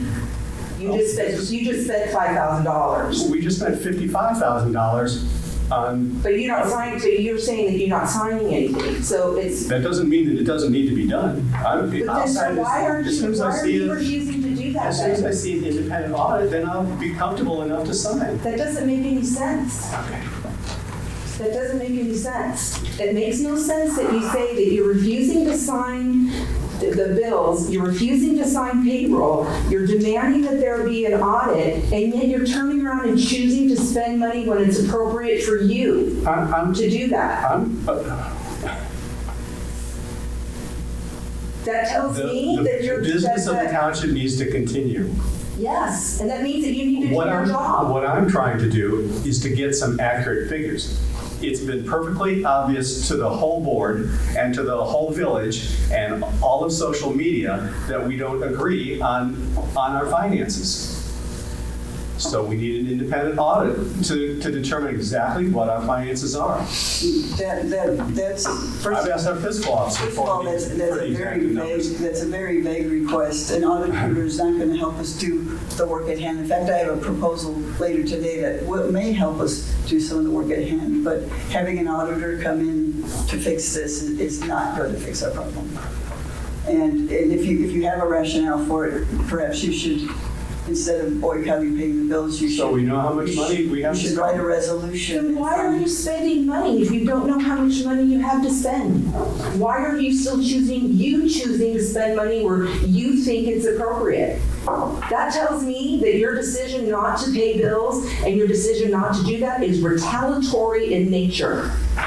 And your decision not to not do what part of your job is dereliction of duty, sir. Oh, Is this part of the road report? apparently it is. Perhaps you missed the part of the agenda where I approved payment of the bills. You're refusing to sign. I You're Didn't say I was stating you're doing that in the refusing future. to sign. No. You have said repeatedly that you're refusing to sign. Well, I'm going to flip-flop on that, Oh, and I'll start signing them. that would be appropriate. Because I know that there's a plan in action, or hoping to get action, to have our finances more currently accurate. So we know on basis, what we have to spend and what we don't, especially in a carryover matter. Now, our fiscal officer was here, and she was saying she couldn't tell how much money we had to carry over because it's her experience that we're probably going to have some large emergency expenditures in the general fund before the end of the year. Oh, we just had one, which was the fire one. And $5,000 we just gave, we're trying to get away to it. That's not general fund, I'm sure Mr. Ayers would appreciate that, our action was just giving away money. The man earned the money. I believe that to be true, sir. Okay. You can't say one thing and do something completely different, and that's what you're doing. All right. Anyway. A resolution to amend permanent appropriations. All right, GDOT needs, and this kind of what got me started on this was, she said there's been so much overtime in the cemetery and road crew, possibly due to cemetery, that That's all mowing. It's all in mowing and trimming. That's all the overtime. Nothing in the cemetery. So what does she need? Well, Dan tells me that he's been doing a lot in the cemetery, but she is asking for resolution, whereas it is an ongoing process to accurately appropriate funds for the needs of Miami Township. Now therefore, the trustees authorize amending the following appropriation: Cemetery Fund 2042, increase the salary line by $5,000. I so move. Second.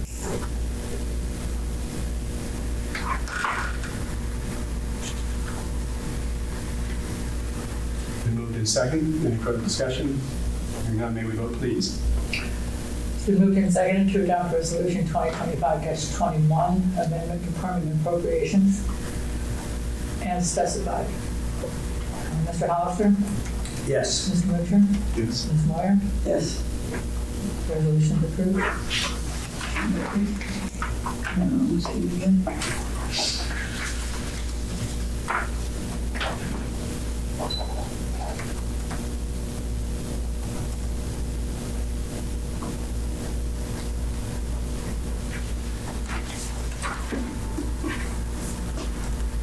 Second one is, oh, no, I'm sorry.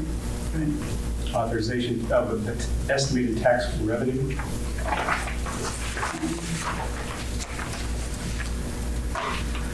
I believe we have to vote on this. This is our tax revenues estimated for the next year. I'd make a motion that we accept these estimated revenues and sign it. These were sent from the auditor's Yeah. office? Motion versus resolution. Oh, I'm sorry.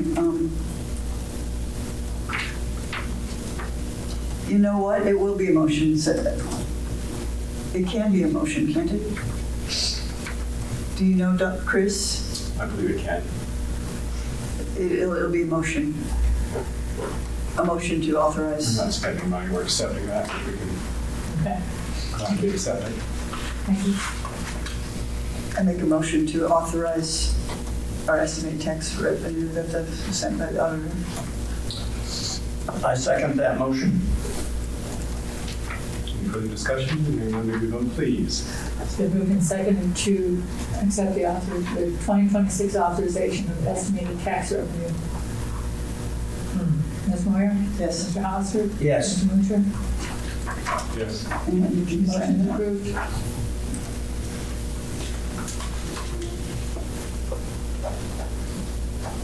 So my understanding was by making that motion, now we can get the money from the county, from the treasurer's office. So it's just a procedural action. Right, and they have to have it by July 20th. Next item is a resolution to proceed with levy. This is the cliffhanger. This has been a real back and forth because there have been new requirements over the last 5 years, and Greene County isn't quite up to snuff with them, and Yellow Springs and Minor Township attorneys are trying to push them to. So it's been a kind of a nail biter. And I just noticed that there's no place for a chair to sign here. There's fiscal officer only. I don't know if that negates this or whether you could just sign chair on it and put your signature and put Greene County, Minor Township chair. I'm going to say we could do that. I'm sure you could do that. Have you guys read over this? Proofread it? It's been proofreaded by a couple of different attorneys and myself. The highlights are such that this is a renewal of a long-time levy. That's a 5-year renewal. Originally, it's a 3.8 mil renewal, but its effective rate, its effective collection rate will be 2.3 or something like that, 2.37. So it states, as the new law, it requires us that they expected to collect $82 on every $100,000 of appraised value, not assessed, appraised value. So we added that. Renewal of existing levy, 4th of November. I'm going to cross my fingers and go ahead and move that we adopt this resolution. 2025-22. I second that motion. Resolution 2025. 22. What was 21? Amendment appropriation.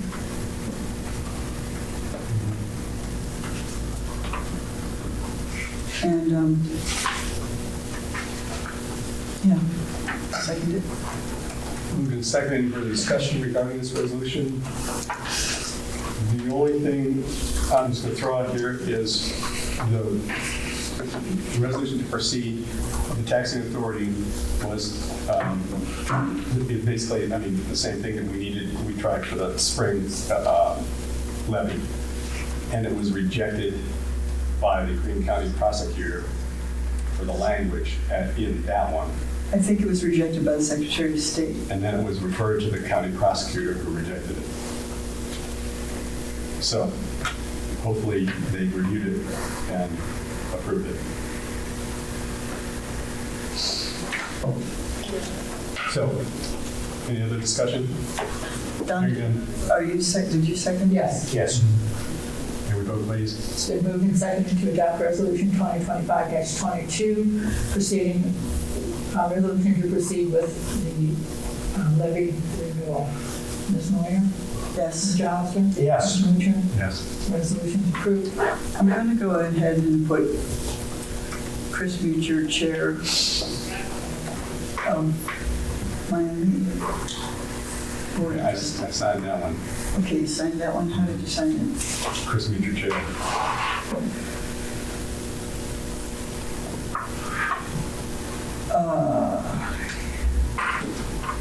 You can do whatever you want. No, I'm fine. If anybody else.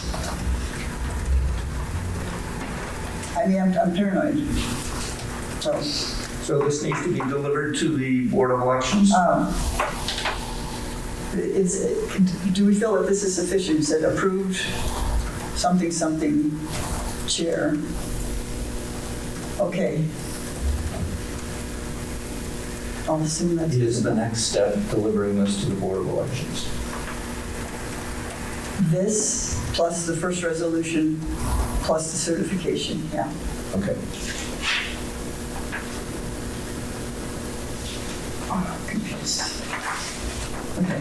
We'll move on now to propose new duties for the fiscal officer assistant, Yeah. who's present with us this evening, including agenda and packet distribution procedure and filing and system support. Okay, so this came about because of this agenda situation where we don't regularly have one, and we should, until the day of, and it's surprises. And I've been trying for a while to get us to do it earlier, and I haven't done it well myself. So I started by making out this is what, first part is what I proposed the procedure should be.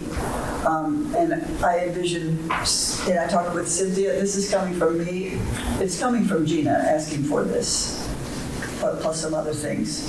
And discussions between she and her assistant and myself.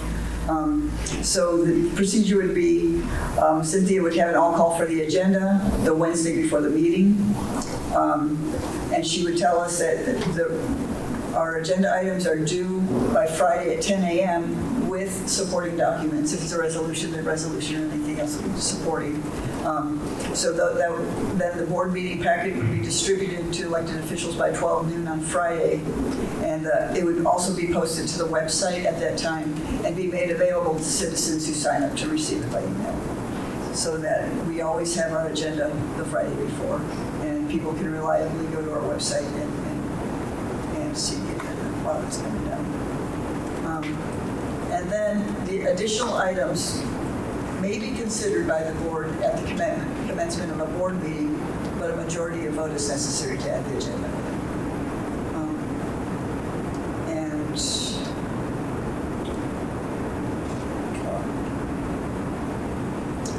I think I could. Why do we need a majority vote to add this? That's standard Robert's Rules of Order.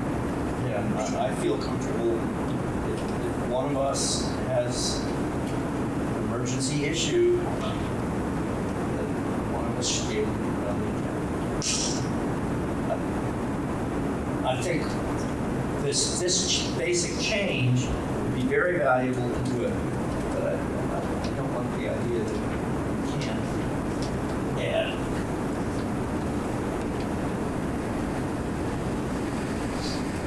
Well, I've been in a situation where very large things have been added. And then we say, that's too much. We can talk now, but can't vote on it until next time. Well, that's what I tried and it didn't happen. When Krista McGaw came and asked us for $113,000, the two of you already knew about it and I didn't, and it wasn't on the agenda. And I made the case. I said, this is too much. We haven't even looked at the books. We can't make a decision this big in one night. I just heard about it, and 15 minutes later, and I made that appeal to you to wait. And I said, if you want to see the video, you can. Can we wait? Can we wait till the next time to vote on it? And then you said, is there any further discussion? And I said, no. And you said, then let's vote. So that's what I'm trying to avoid. I don't know how, for example, today, Chris wants to put on the agenda that we give $5,000 to Nate. So he has the right to do that. So what's the point in having an agenda if you're allowed to just not inform the board of what's coming up? You could just add it. What is the point of that? I interrupted your description of what's involved. Okay, so I started to talk to Cindy after me and Gina talked, and she right now is on a contractual basis, and it's kind of piecemeal. Right where you see in the middle here, it says $100 for the first week, the first meeting of the month, attending the meeting, doing the minutes, and sending out for a proofread and produce the final one and post it to the website. $100 for the second meeting, now $100 for the zoning commission meetings. And she said, you know what, this is too piecemeal. If we could, and me and her and Gina decided if we could put her on the payroll and she could take on this new role. If we put her on that for $25 an hour for 18 hours a month, that would be $450. The final payroll cost would be $519, and then she would be able to do all those things: the agenda distribution and collection, and also then have maybe 6 or 7 hours. And this is where Gina, this is the proposal to get help, to help Gina with filing, organization, developing systems, basically getting ready for our 2026 audit and all the things that have to do, and doing some research. I've been working with Gina and finding what specific things are holding her back as far as moving forward. She's done a fantastic job, Gina has. She's been rolling with all kinds of things. She's getting a lot better at things. She rolled with our new health insurance plan, with HSAs, with getting people into the pension and getting people out of the pension. There are a few snags, and I think Gina is great at carrying through processes. Her weakness may lie in developing new systems, developing orderly systems, and that's where I think Cynthia could really be a help to her. So for $219 more a month, we'll get we'll get what we have now, plus the agenda distribution, plus possibly 6-7 hours in support for Gina. So that's what the plan we hatched. And if you worked fewer hours, it wouldn't be the 519. But obviously the minutes come first. We kind of, but then whatever Gina, I can help with it. And we'll just narrow in on what rather than calling an auditor and having, you can't audit work that hasn't been done. So what we need to do is do the work. So that was the main thing I want to express to you, Chris, that an auditor will basically in some ways tell us what we already know. Well, I feel like this is two separate things. The procedure for agenda and packet, and a new arrangement with Cindy. Is that accurate? It is, except for if we want her to do it, we have to pay her. No, I'm saying. Yeah, it started out with this thing, and then as we got more ideas, as we put our heads together, thinking this could be more holistic thing. Okay, but it sounds to me like these are two different things to vote on. One is the agenda procedure. Okay. And back to what I challenged, we welcome agenda items that folks from the public bring up. Do we want to vote on whether or not the chair allows continuing one of those as an agenda item? That is to agree, yes, today we will talk about this new topic that a citizen is bringing up, or good topic, but it's going to be next meeting. How does the village council do it? Well, a standard Robert's rules. Do you Don't get me going on Robert's Rules of Order. But do you officially say you follow them? No. Okay. But public bodies have a duty to keep the public informed if they're making major decisions, really any decisions that affect the public purse particularly, but public well-being, right? And so unless it's a dire emergency,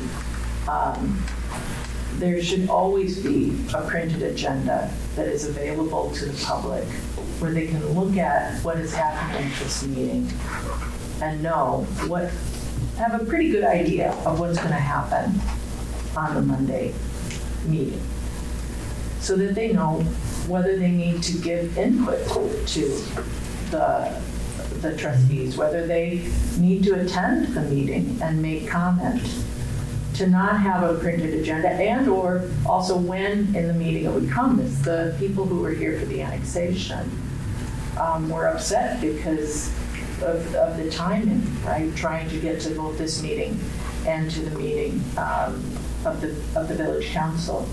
So the lack of printed agendas, and I did not hear Marilyn saying that no one would be allowed to make changes, or you wouldn't be allowed to consider concerns that the public is bringing.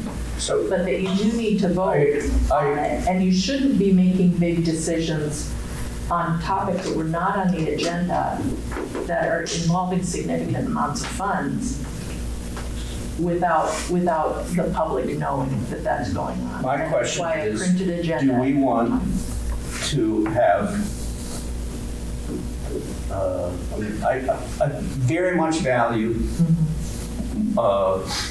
having the agenda available earlier than it has been in the past, and having it publicized, emailed to those who want to be on the list. It's on the website.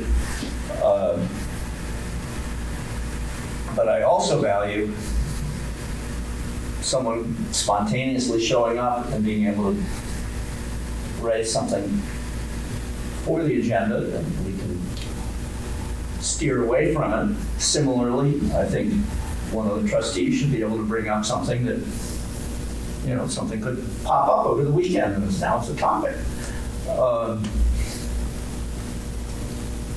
And it seems that we shouldn't have to vote whether to continue discussing it.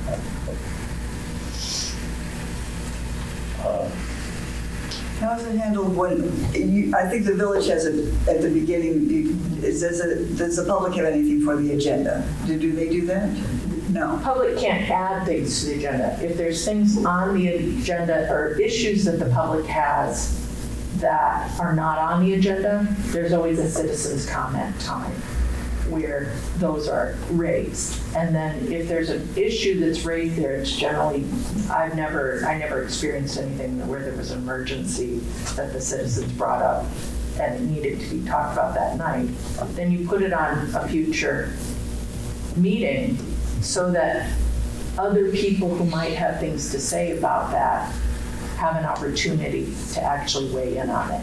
Having somebody come from the public, raise an issue, and have everybody vote on the same night, when it might actually affect lots of people, that's inappropriate for a public body to do. Well, many things that come up in an agenda aren't voted on. They're informational, they're questions. Right, but that's what I'm saying. So that's the way citizens' comments work. The public has that opportunity in every council meeting to bring up issues and to make sure that the council is aware of things that are happening. But that never enters onto that same meeting's agenda, because it denies the rest of the public. Even if it's a very good idea and the council is 100% on board, it would not be appropriate to bring that to a vote. So the key thing is not whether or not it's on the agenda, it's whether or not it's something decided on or voted on. Any action taken, I would say, yeah. Citizen comment, it could be citizen comment, and then we can decide to put it on. I mean, similarly, a trustee might say, it's not on the agenda, but I want to bring up this concern, what I saw, blah, blah, blah. Right. But We usually do that at the beginning. what it can be, the issue, the reason most bodies have a formal adopting of the agenda is you have the agenda, it's publicly posted, and then at the very beginning of the meeting, you say, you formally adopt the agenda. Because people can hold, it's not appropriate for public officials to have a whole plan of what they want to do on an issue and spring it on their fellow trustees, council members at the last minute, because that puts them. And so it can be used to,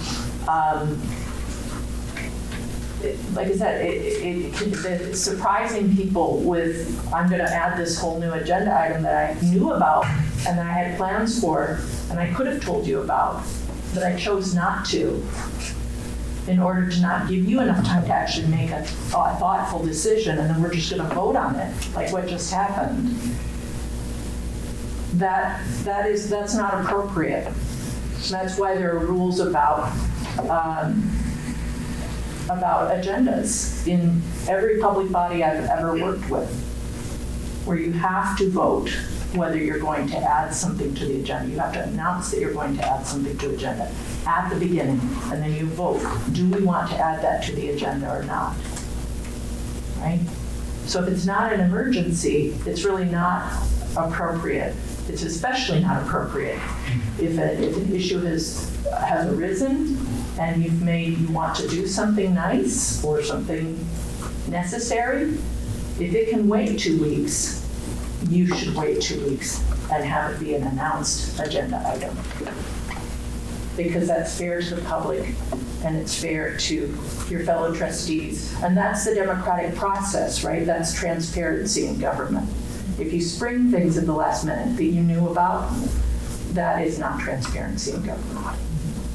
And voting on spending monies that you didn't announce in advance that same night, that is undemocratic and unfair to the people whose money you're spending.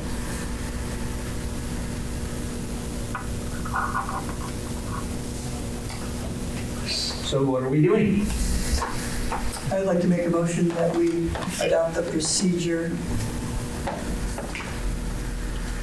for establishing a board meeting agenda and packet distribution outlined on the top of this paper. That is items 1, 2, 3, 4, 5. Yeah, I think that fifth one, Wait a minute. Or 1, 2, 3, 4. Yeah, and 5, I must have a second copy of this. That's a typical thing I do, where I change the wording after we had thought that it was going to be contract, but now this new proposals at the bottom. So the contract, I put what she's on a contract basis right now with those 3 Can we things. talk about the agenda stuff? Okay, sure, yeah. What are you thinking, Chris? I think it's a great idea. I just think we always should have some kind of flexibility. You know, we are just not a body that sticks to, rules.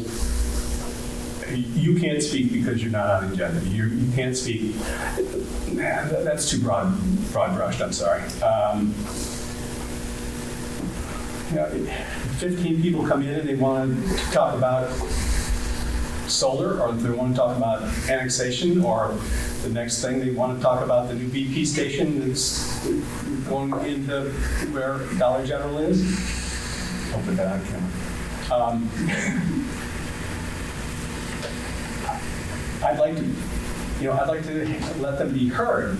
Now, as Lori was saying, you can have a section for citizen comments, but I thought I understood that citizen comments regarding agenda items, not just freewheeling. It is freewheeling. Okay. I mean, everybody can have 3 minutes. But we had to, because council meetings went on very long, we had to put a pretty strict limit on As it. long as this? Oh, yeah. Considerably longer. We had meetings go till midnight, 7 till midnight. So, but the citizens' comments, you have 3 minutes to say, this is a concern, it's not on the agenda, and you bring it, but it is not appropriate then for the committee, unless there is literally an emergency that the council or trustees would need to act on, which I've never seen happen. where they can bring it in, and then you make action plans for any concerns that feel like they have some urgency and need to be addressed at an upcoming meeting or even a special meeting. So I understand this is going to preclude our ability to have something put on the agenda. I mean, Unless we vote on it. Yes, we'll add it to the agenda. Oh, we have this opportunity, and I just talked to a guy and we want to participate in something next week. I would like to put this on the agenda. And we would say, okay, I make a motion that we put this on the agenda, we vote, and we're reasonable people. And we'd say, oh, Chris got this opportunity, let's put it on the agenda. Or we forgot to pay this thing and we have to approve this spending, we could vote to put it on the agenda. for that meeting, not the next meeting. Right, for that meeting, yes. Yeah. Okay. Yeah, I withdraw my objection to that. So these items of procedure for establishing agenda and packet for distribution, 1, 2, 3, 4, I agree with those. Is that a second to the motion? Hold on. I didn't hear a motion. Yeah, there was There was a motion. But the motion didn't make clear what was in But it. you're saying, but you're agreeing with 4. You're agreeing with 4. Yeah. 1, 2, 3, 4. That a majority vote is necessary. Yes. Okay, I misunderstood you. That's awesome. Which one's 4? I'm sorry. Additional agenda items may be considered by the board at the commencement of the board meeting, but a majority vote is necessary to add the agenda item. That's number 4. Yeah, unless, Okay. it's this big one. Okay. That's fine. Oh, yeah. I had Okay. a comment about, I guess, now 5 and 6, but we've separated this. Wait. Filing and support system, but I Well, you're on the wrong paper. I know there's 2 different things. You're on the wrong paper. Maybe I didn't, I gave you one, it's in your stack somewhere.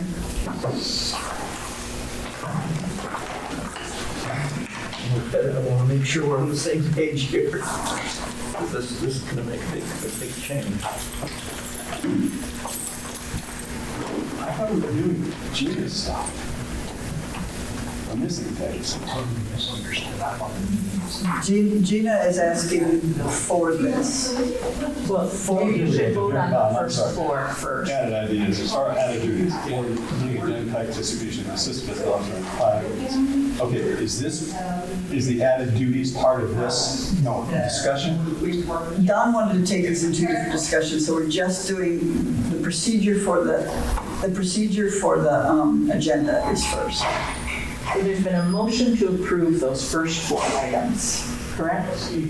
I don't have the paper, that's what I understood had happened. And Don seconded it, I think. Don't believe he has. I second it. Okay. So that's what's being discussed, just those first 4 items on the ordering of the agenda. Sorry. Okay, there's a motion and a second. Any further discussion? Hearing none, then we vote, please. It's been moved and seconded to adopt the proposed agenda procedure method, items 1 through 4. If I can please get a copy of that. Moved and seconded. Ms. Moyer? Yes. Mr. House? Yes. Mr. Mutcher? Yes. Motion to approve. Awesome, thanks. Now I would like to make a motion that we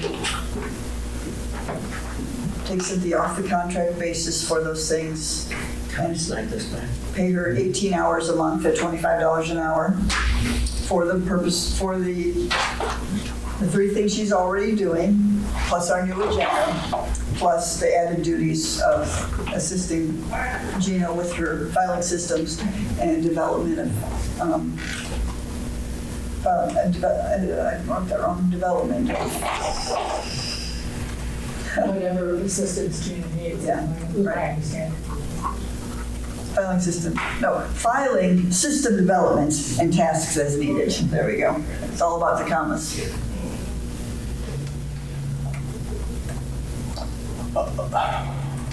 Okay, I realize this is splitting hairs, but it's the way it's written in the Ohio Revised Code. Gina is the only person authorized to hire an assistant. Okay.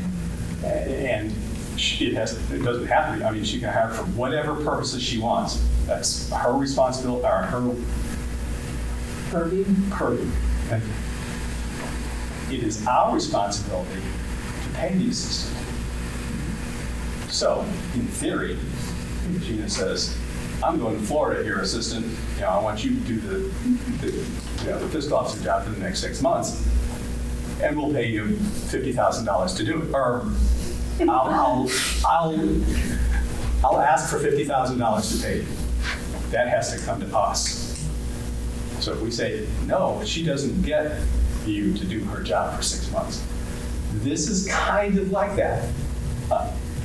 When it says hire, that's like we're hiring. It's Gina who's doing the hiring.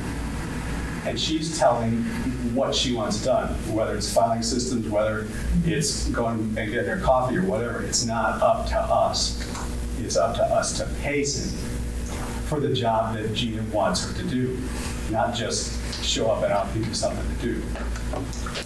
So I'm hearing you say that our role in this would be to appropriate or authorize expenditure of up to $519, up to 600, whatever period. But Gina kind of needs to And then tell us that she wants to hire Cindy to do that. Well, I would make the comment that I'm glad that you caught us on the procedure. I do like the idea, and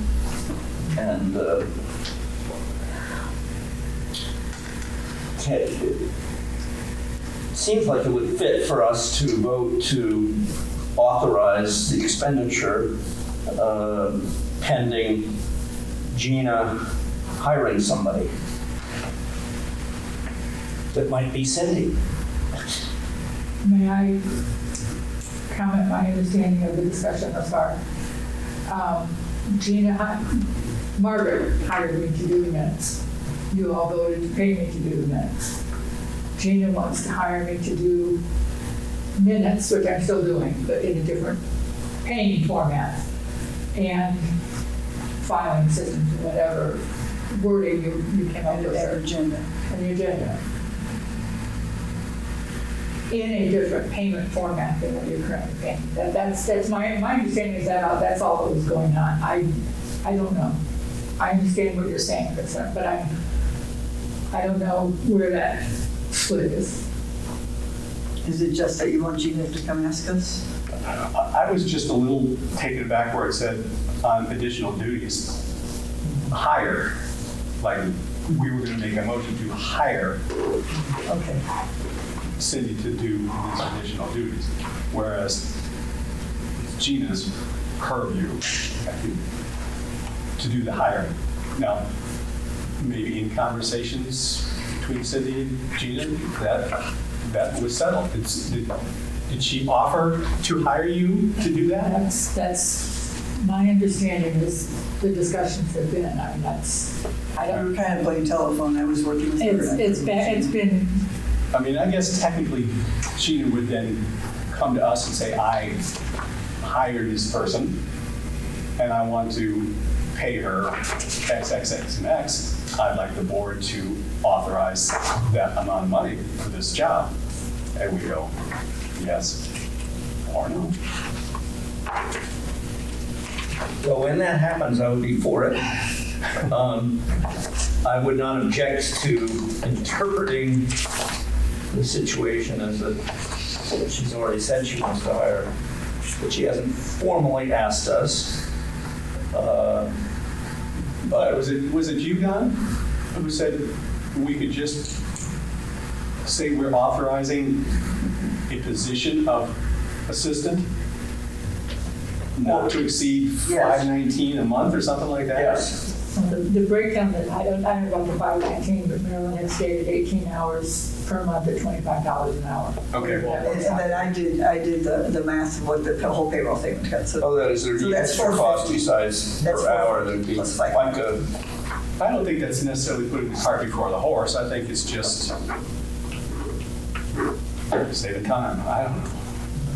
But I think we could do that. Well, why don't we say We're just not going to tell her what she's going to do. just up to $550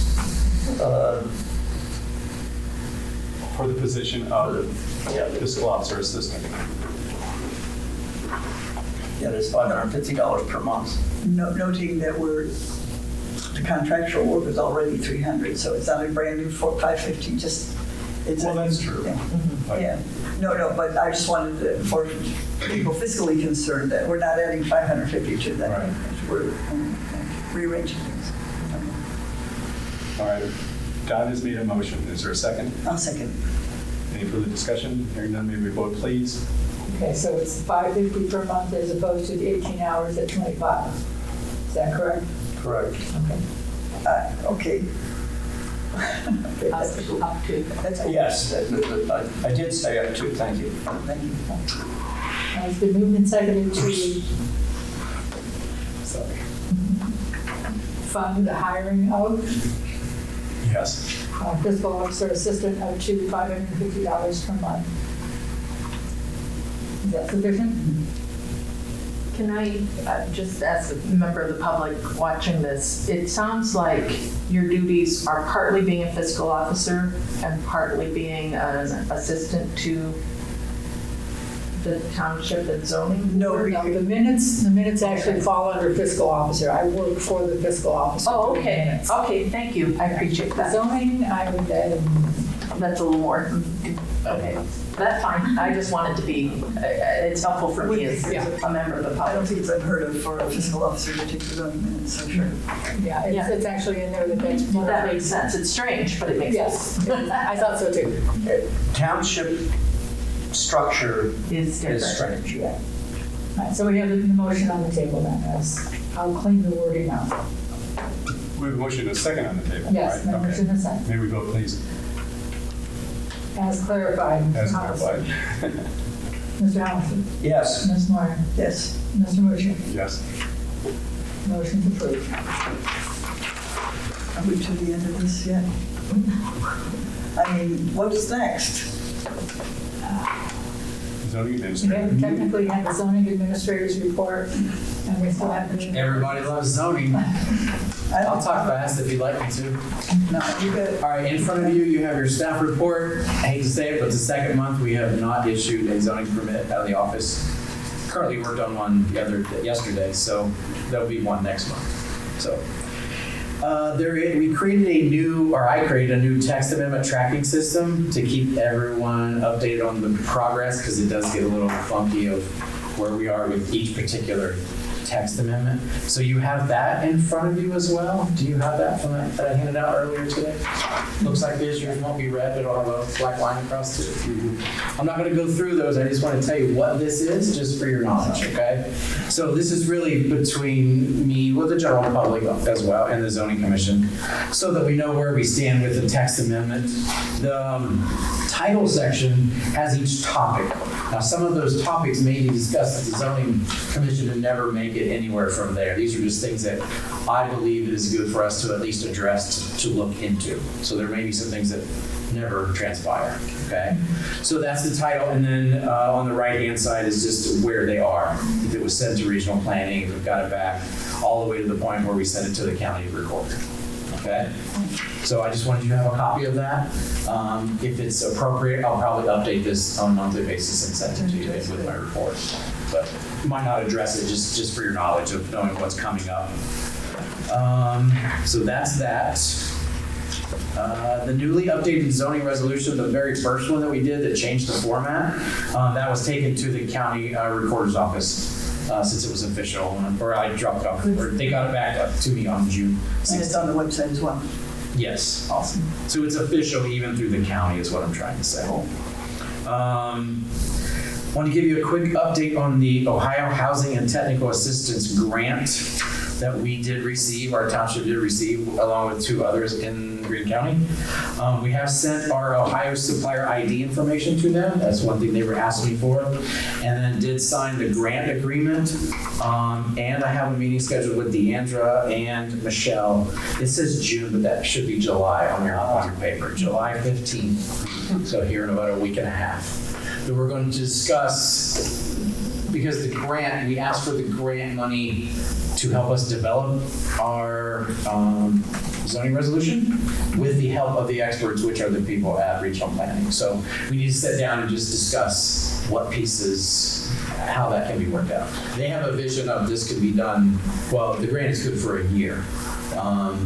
But we're already in the process of certain things, so we just kind of work out the details on how that'll work and how they'll be able to help. So the grant total, though, is as you know already, but $13,669. Most of that will be invoiced once that is received.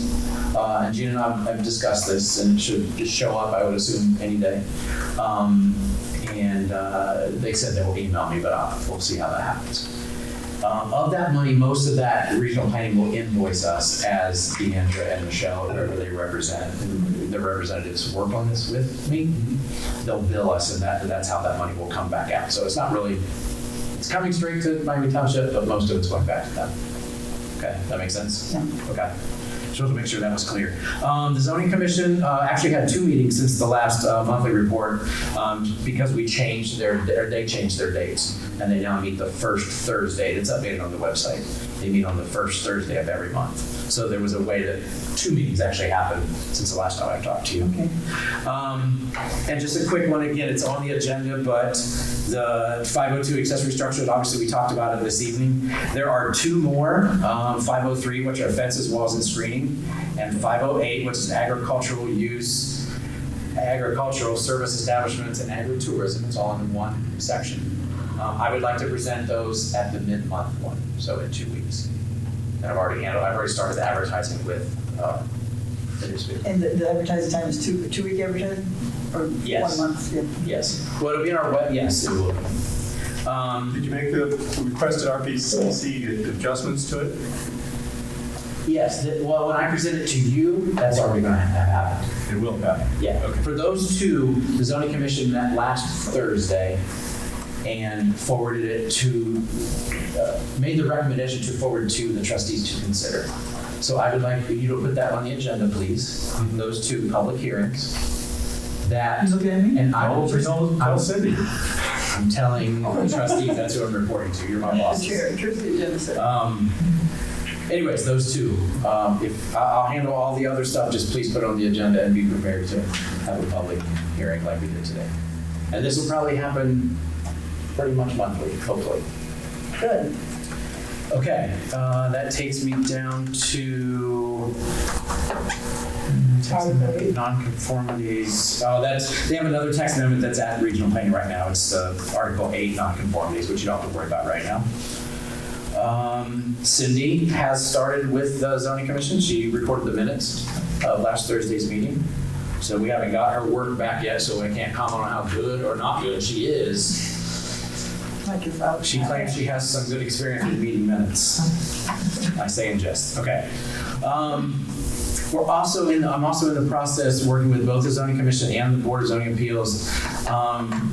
The next 2 that they're looking at are Articles 9 and 10, which have to do with administrative bodies. So since we're doing that, we're also going to look at what is affectionately called the bylaws, or what we're calling the rules of procedure for each one of those commissions. So just letting you know that's all happening here. And that's all I For have. both of the commissions. Yeah, I've sent it out to the BZA. The zoning commission meets regularly, so that's easy. We're going to talk about it next month. So I just took the liberty to writing it, which is I do with a lot of these text amendments, and then presenting it to them, and then they alter and change things as they see fit. So I just wanted to let you know that that's in the process. So we're looking at the administrative bodies and their rules of procedure. And so the BZA will, I've already asked them to look at dates to bring them in to actually have a meeting that they won't have a public hearing for, just so they can adopt that and give me feedback on 9 and 10. So that's all I have. Thanks. Any questions for the zoning administrator? Sounds good. Thank you. We'll move to item 12. It's a fireworks funding request from the chamber. I could speak to that. We got a letter from, since our last meeting, we got a letter. An email from, Okay, I saw it as a printed copy from the chamber asking for $1,500 that we had voted on last year and not paid, and according to this email, and another $1,500 donation for fireworks. And it came rather late, so we couldn't vote on it before the July 4th event. Since I was chair last year, I had some responsibility for following through on a vote. I looked it up on May 20th of 2024. Our minutes say that we agreed to donate $1,000 for fireworks, and I haven't talked to Gina, did we actually write a check or not? And that 1,000 was an increase from 500 the year before, which I guess went to Oddfellows. they had asked us for $3,500, and we had voted no, and I came back and it's for 1,000. I think that's what it. Right. All in one meeting. Oh, okay. Actually, I think the next meeting you suggested it be 3,500, Okay. and we said no, stick with 1,000. So, if we haven't paid them for last year, we've already voted on it. My understanding is it should be paid. And I'm moving today that we give the Chamber of Commerce $1,000 as part of the cost of fireworks. I'll second it. Okay. Moved and seconded. Any further discussion? Hearing none, may we vote, please? We moved and seconded to contribute $1,000 to the Chamber of Commerce for 4th of July fireworks this year. Mr. Hollister? Yes. Ms. Mutcher? Yes. Ms. Moore? Yes. Motion's approved.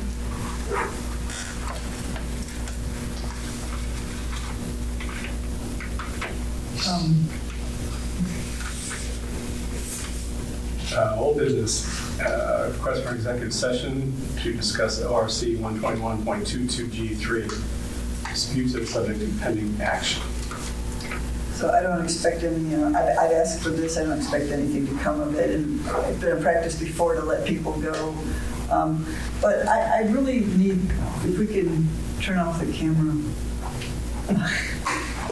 If we're going to executive session, we'll turn off the camera, but don't want to talk Okay.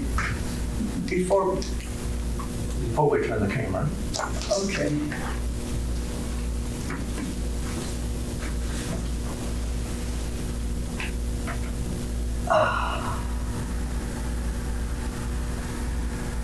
Is this a Yeah, different, new yeah. agenda? is this a different topic? Is this new business? No, old business? this is before all good minds leave the room. I want advice on this resolution. This is not.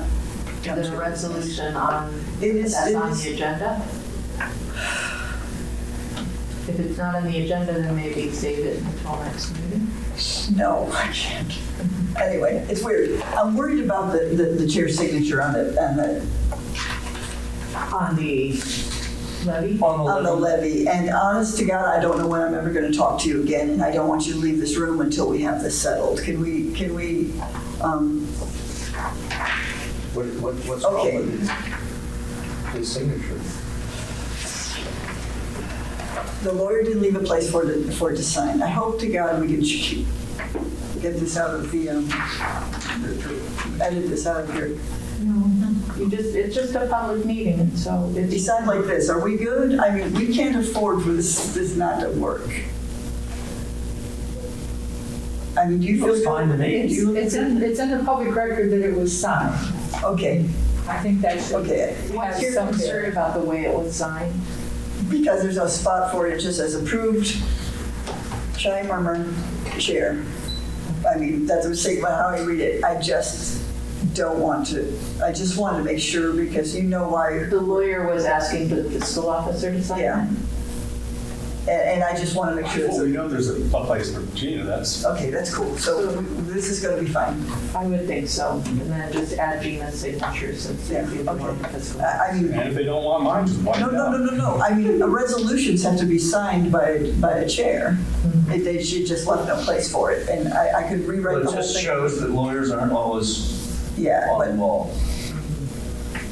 okay, It's in the public record. it's in the public record, okay. And you know why I'm paranoid about this? Because we want to. If it's not correct, if you can find out that it's not correct, Yeah, but, you could call a special meeting for that purpose, just to Cool. All right. authorize it. yeah. Thank you for indulging me. It's not indulgent. I don't know if I asked for a motion for this. Yeah, I think I did. Or you have not yet received a motion I move that we go into executive session for the purpose. for concerning disputes that are subject to pending action. 122.22 G3. Okay, So moved a second. and seconded. Executive session at 7:23. Yes, yes, yes.